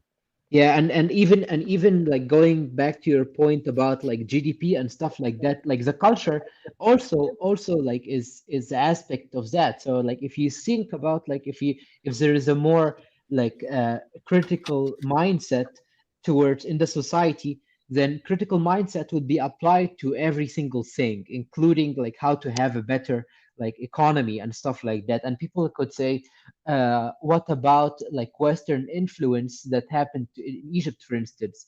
But that doesn't make any sense because actually, did you know that in Egypt we didn't have printing press for 300 years or something like that? And Yeah. it was until France, I think France was it, yeah, France. When France came to Egypt, a lot of the sheikhs were saying that they were one person actually destroyed it because he was thinking that it will be used to print a wrong version of the Quran, right? Yeah, So yeah, yeah. Yasir Qadi has a lecture about this, how the Muslim world, he said this was one of the biggest mistakes of the Muslim world, was to ban the printing press. And he said this caused severe repercussions that are still to this day felt in Muslim countries, yeah, because it caused the Muslim countries to lag behind every other country that had now like literature was becoming accessible for everybody. yeah, Whereas in Muslim exactly, countries, they're like, no, no, we want to write it by hand. We want to make sure, which is funny because which one is more likely to have mistakes? The yeah. one that's written by hand or the one that's mass copied, like one perfect copy? You know what I mean? Yeah, yeah, and like and culture is so intertwined, like even in a small aspect like saying inshallah, right? You when you say inshallah you actually stop using your mind. You stop using your prefront, like your logical brain, and you only have a memorization aspect of that, right? So critical thoughts is way inhibited in that society. And like another negative thing that religion has is this: it provides you a concept of meaning. So it has a ready concept like for you that gives you that meaning, right? That meaning, and like that this is the absolute truth in your world. And when this happens, like of course meaning, like I guess like it provides it helps us survive because like it groups us together. But I guess like this religion provides like a ready meaning for people, and this actually robs people from actually seeking their own meaning or path to find in life. So someone might have like lack of meaning, like and find, like for instance, science, like me, or and mathematics. Then like if I stayed with religion, then that would have robbed me from seeking that meaning, right? And like religious people saying that like some people like who are atheist are nihilistic or whatever. But I think like I think the reason that this happens is that like it's a response mechanism for people who are like who were brought up in Abrahamic values, or like like saying that like those are the meaning, etc., etc. And then yeah, like all of a sudden you strip that apart, and then all of a sudden you have that robbed, like you don't know what is the meaning in the world. Then your brain is confused. So I think there is a protection mechanism for the brain to become depressed, as like it shuts down until it finds something else to help it as a way to enforce survival better, I guess. Hmm. Absolutely. And just sorry, I'm trying to see around my camera here. For those of you who are enjoying the stream, it's been 2 hours now, and if you stuck around with us till the end or just joined, please do give it a thumbs up. That's very Yeah, helpful to I'm the almost done. algorithm. And yeah, we're almost done. I want to share this. My friend just shared this with me. This is interesting. God and robots, will AI transform religion? Artificial intelligence is is changing how we interact with everything from food to healthcare and also to religion. So basically, robot priests can recite prayers, deliver sermons, and even comfort those experiencing a spiritual crisis. This is the funny thing is like giving credit to religion for this. Like you don't need like if you have like a robot nanny, that's amazing. Like that is amazing. You don't need religion. You don't like why put religion into that? It's already amazing. Like it's there. This is wild. I mean, we're getting to the point where man, I think sentient bots. I don't want to say around the corner because I still think there's a long way to go. But like at least be able to help people. And we our brain doesn't know the difference. Like if you put on VR goggles, it feels real. Like it feels like you're walking on top of a building or you're like in an airplane. It feels so real. So like when you see a face and it's smiling and it's talking to you, from all intents and for all intents and purposes, maybe this will be one way of delivering help to people that I mean, right now it's more expensive, but eventually this might become actually an accessible way of giving people mental help, like someone to talk to. It's someone to talk to. Some people, a lot of old people don't have anyone to talk to. This robot could talk to them and they'll feel like they're talking to a real person because the brain sees someone smiling and the eyes, it gives empathy and, well, isn't that amazing? Like, doesn't that's beautiful, I think. Yeah, yeah, It, it's really it's, it's, nice. it's kind of funny that, giving it a religious context though. So yeah, we've been talking for 2 hours. Is there anything else you want to share before we end off? By the way, those of you who want to contact Tarek, check the comments, the description. There's a link to a Facebook account.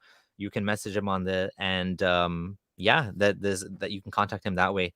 Um, would you like to add anything else? Or any other topics we missed? Yeah, one final point that I wanted to talk about. So in regards to like human limitations, so like what I do is mathematics and physics. So mathematics like is an exact science. So in the sense that it's based on an axiomatic system. So axiomatic system is like a system of rules, and then using those rules, you get like using logic, you get results from that. You get theorems and results from that. So, for instance, however, like we use our brain to rationalize in about the world, right? So there might be a better approximation that we don't see, like for instance, we don't cannot imagine really big numbers. So our axiomatic system might be limited, and also like our like we probably don't understand like probabilistic value, like probabilistic things that well. So even that like we cannot comprehend that well, so our axiomatic system will not be able to capture it that well, right? So I mean, like in that sense, we might be limited to the things we can like possibly understand or analyze using mathematics, and in translate to physics, I guess, because mathematics is the language of physics. But but yeah, like I think that's like that limitation also comes across like in viewing religion as well, right? So I mean, how this links to religion is that there might be an absolute truth that actually give gives humans a way of thriving, but like to actually hold it, like to actually like to hold it's probably a very very hard thing to do.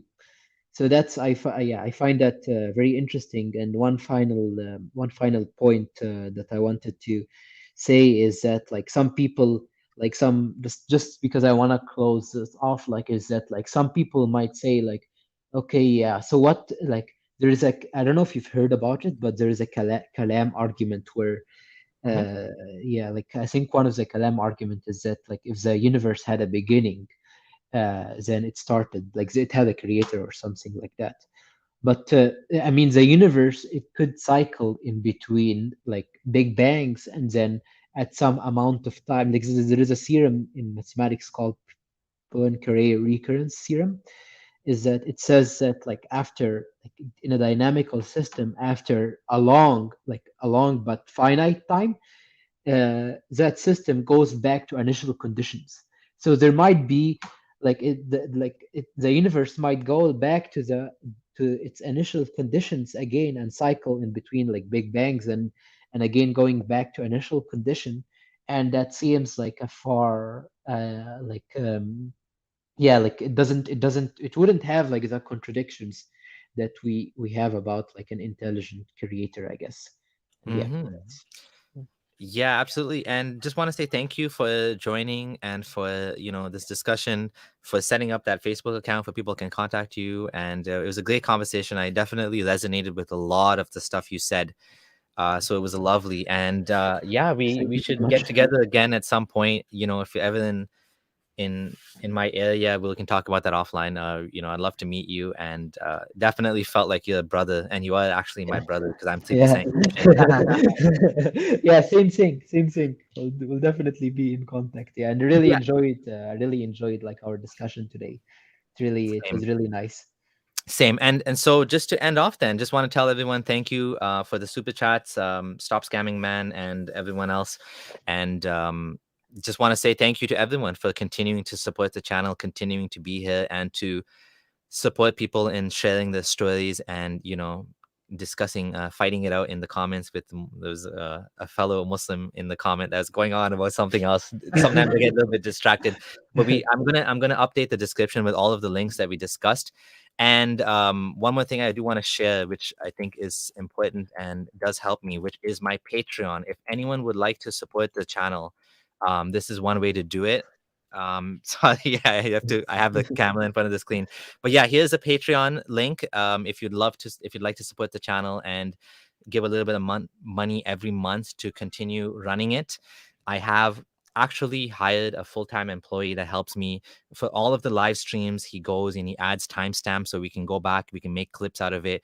You can find the specific point that you're looking for and continue making content, thumbnails, all of that stuff that I don't have time to do on my own. I am trying to automate as much as possible so that the content continues to come out. It takes a lot of time to do this, believe it or not, and there is some money involved as well in terms of doing all of this stuff, even subtitles. All of the shorter videos, not the long videos, but all of the shorter videos will be subtitled as well, which makes it more accessible, helps more people to get the message. So for those of you who have money and would like to support, this is how you can support.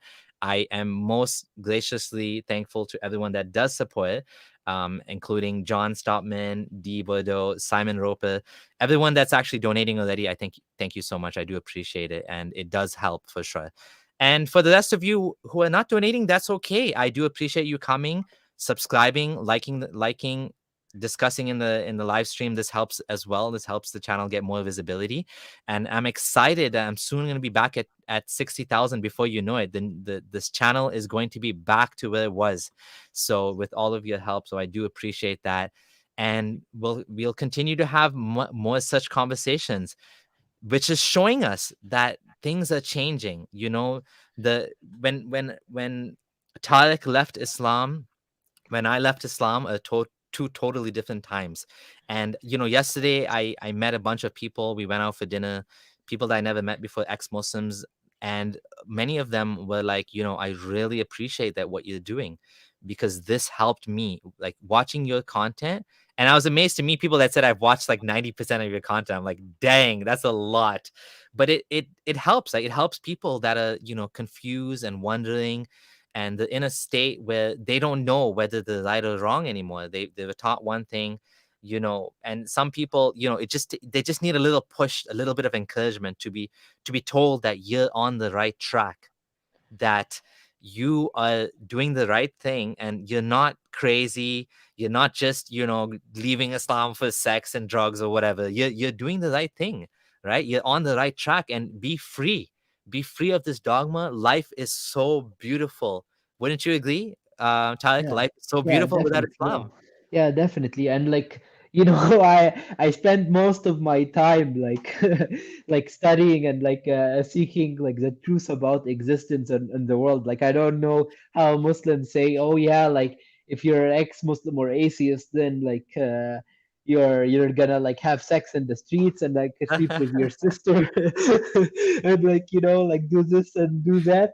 Yeah. Like I like actually when I don't have like any suffering in the world, like, and I like seek the truth about existence and being, like recently being like vegan was very nice experience for me. So that's like like like so I mean like, so don't like dehumanize us, like. And I personally I have like I have one friend who knows that I'm atheist and he's Muslim, and like we're still friends, and sometimes go into discussion as long as like it's not about, even if it's religion, as long as like I respect him and stuff like that, then it's not a big deal. Absolutely. And that's the world we want to bring. A world where it doesn't matter whether you're atheist or Muslim or Christian or Buddhist, whether you're black or white or gay or straight, or doesn't, none of that matters. All that matters is that we have different opinions, but we respect each other and we're able to have conversations. We're able to work together for a better world. That's what we want, right? Yeah, And exactly. someone's asking, how can you watch for 2 hours? This thing is engaging. Like I sometimes, when I tell people we're going to talk for 2 hours, sometimes like, really, and it ends up being 2 hours because the Yeah, time flies. yeah. I didn't even know that. I was kind of scared that like I was not gonna able to say all of my points, and I just found like we're at 150, like 1 hour and 50 minutes, and I was going really fast through things. But Exactly. yeah, And that's why there's also a podcast format. So those of you, you don't have YouTube Premium and you can't watch on your computer or phone or whatever, it's just like the video takes too much battery or whatever, just download the podcast and just listen to it on there. That's an easy way to listen, right? And we're doing this for the better world. So I will be making clips as well out of in. So I try to find the best parts of each interview and post those independently as well, so that people that don't have time to watch the full thing can go and check those out. But yeah, that's a wrap, folks. Thank you, and thank you, Tarek, and we'll yeah, thank you very hopefully much. have more positive interactions with you. And of course, guys, Apostate Brain is also a subscriber to the channel, and so Yeah, he'll be in the live stream, in other live streams. So you welcome him on the next. We'll be talking and stuff. We'll be keeping in touch. So that's a wrap for everyone, and see you at the next live stream. I don't know if they're doing Epileptic Prophet this Sunday. I gotta talk to Gondel, but if we are, then I'll see you at that one. I'll Otherwise, I'll see you definitely at the watch next live stream, which will be next week. So take care, everyone. Stay safe, stay well, and stay away from Islam. it. Bye. See.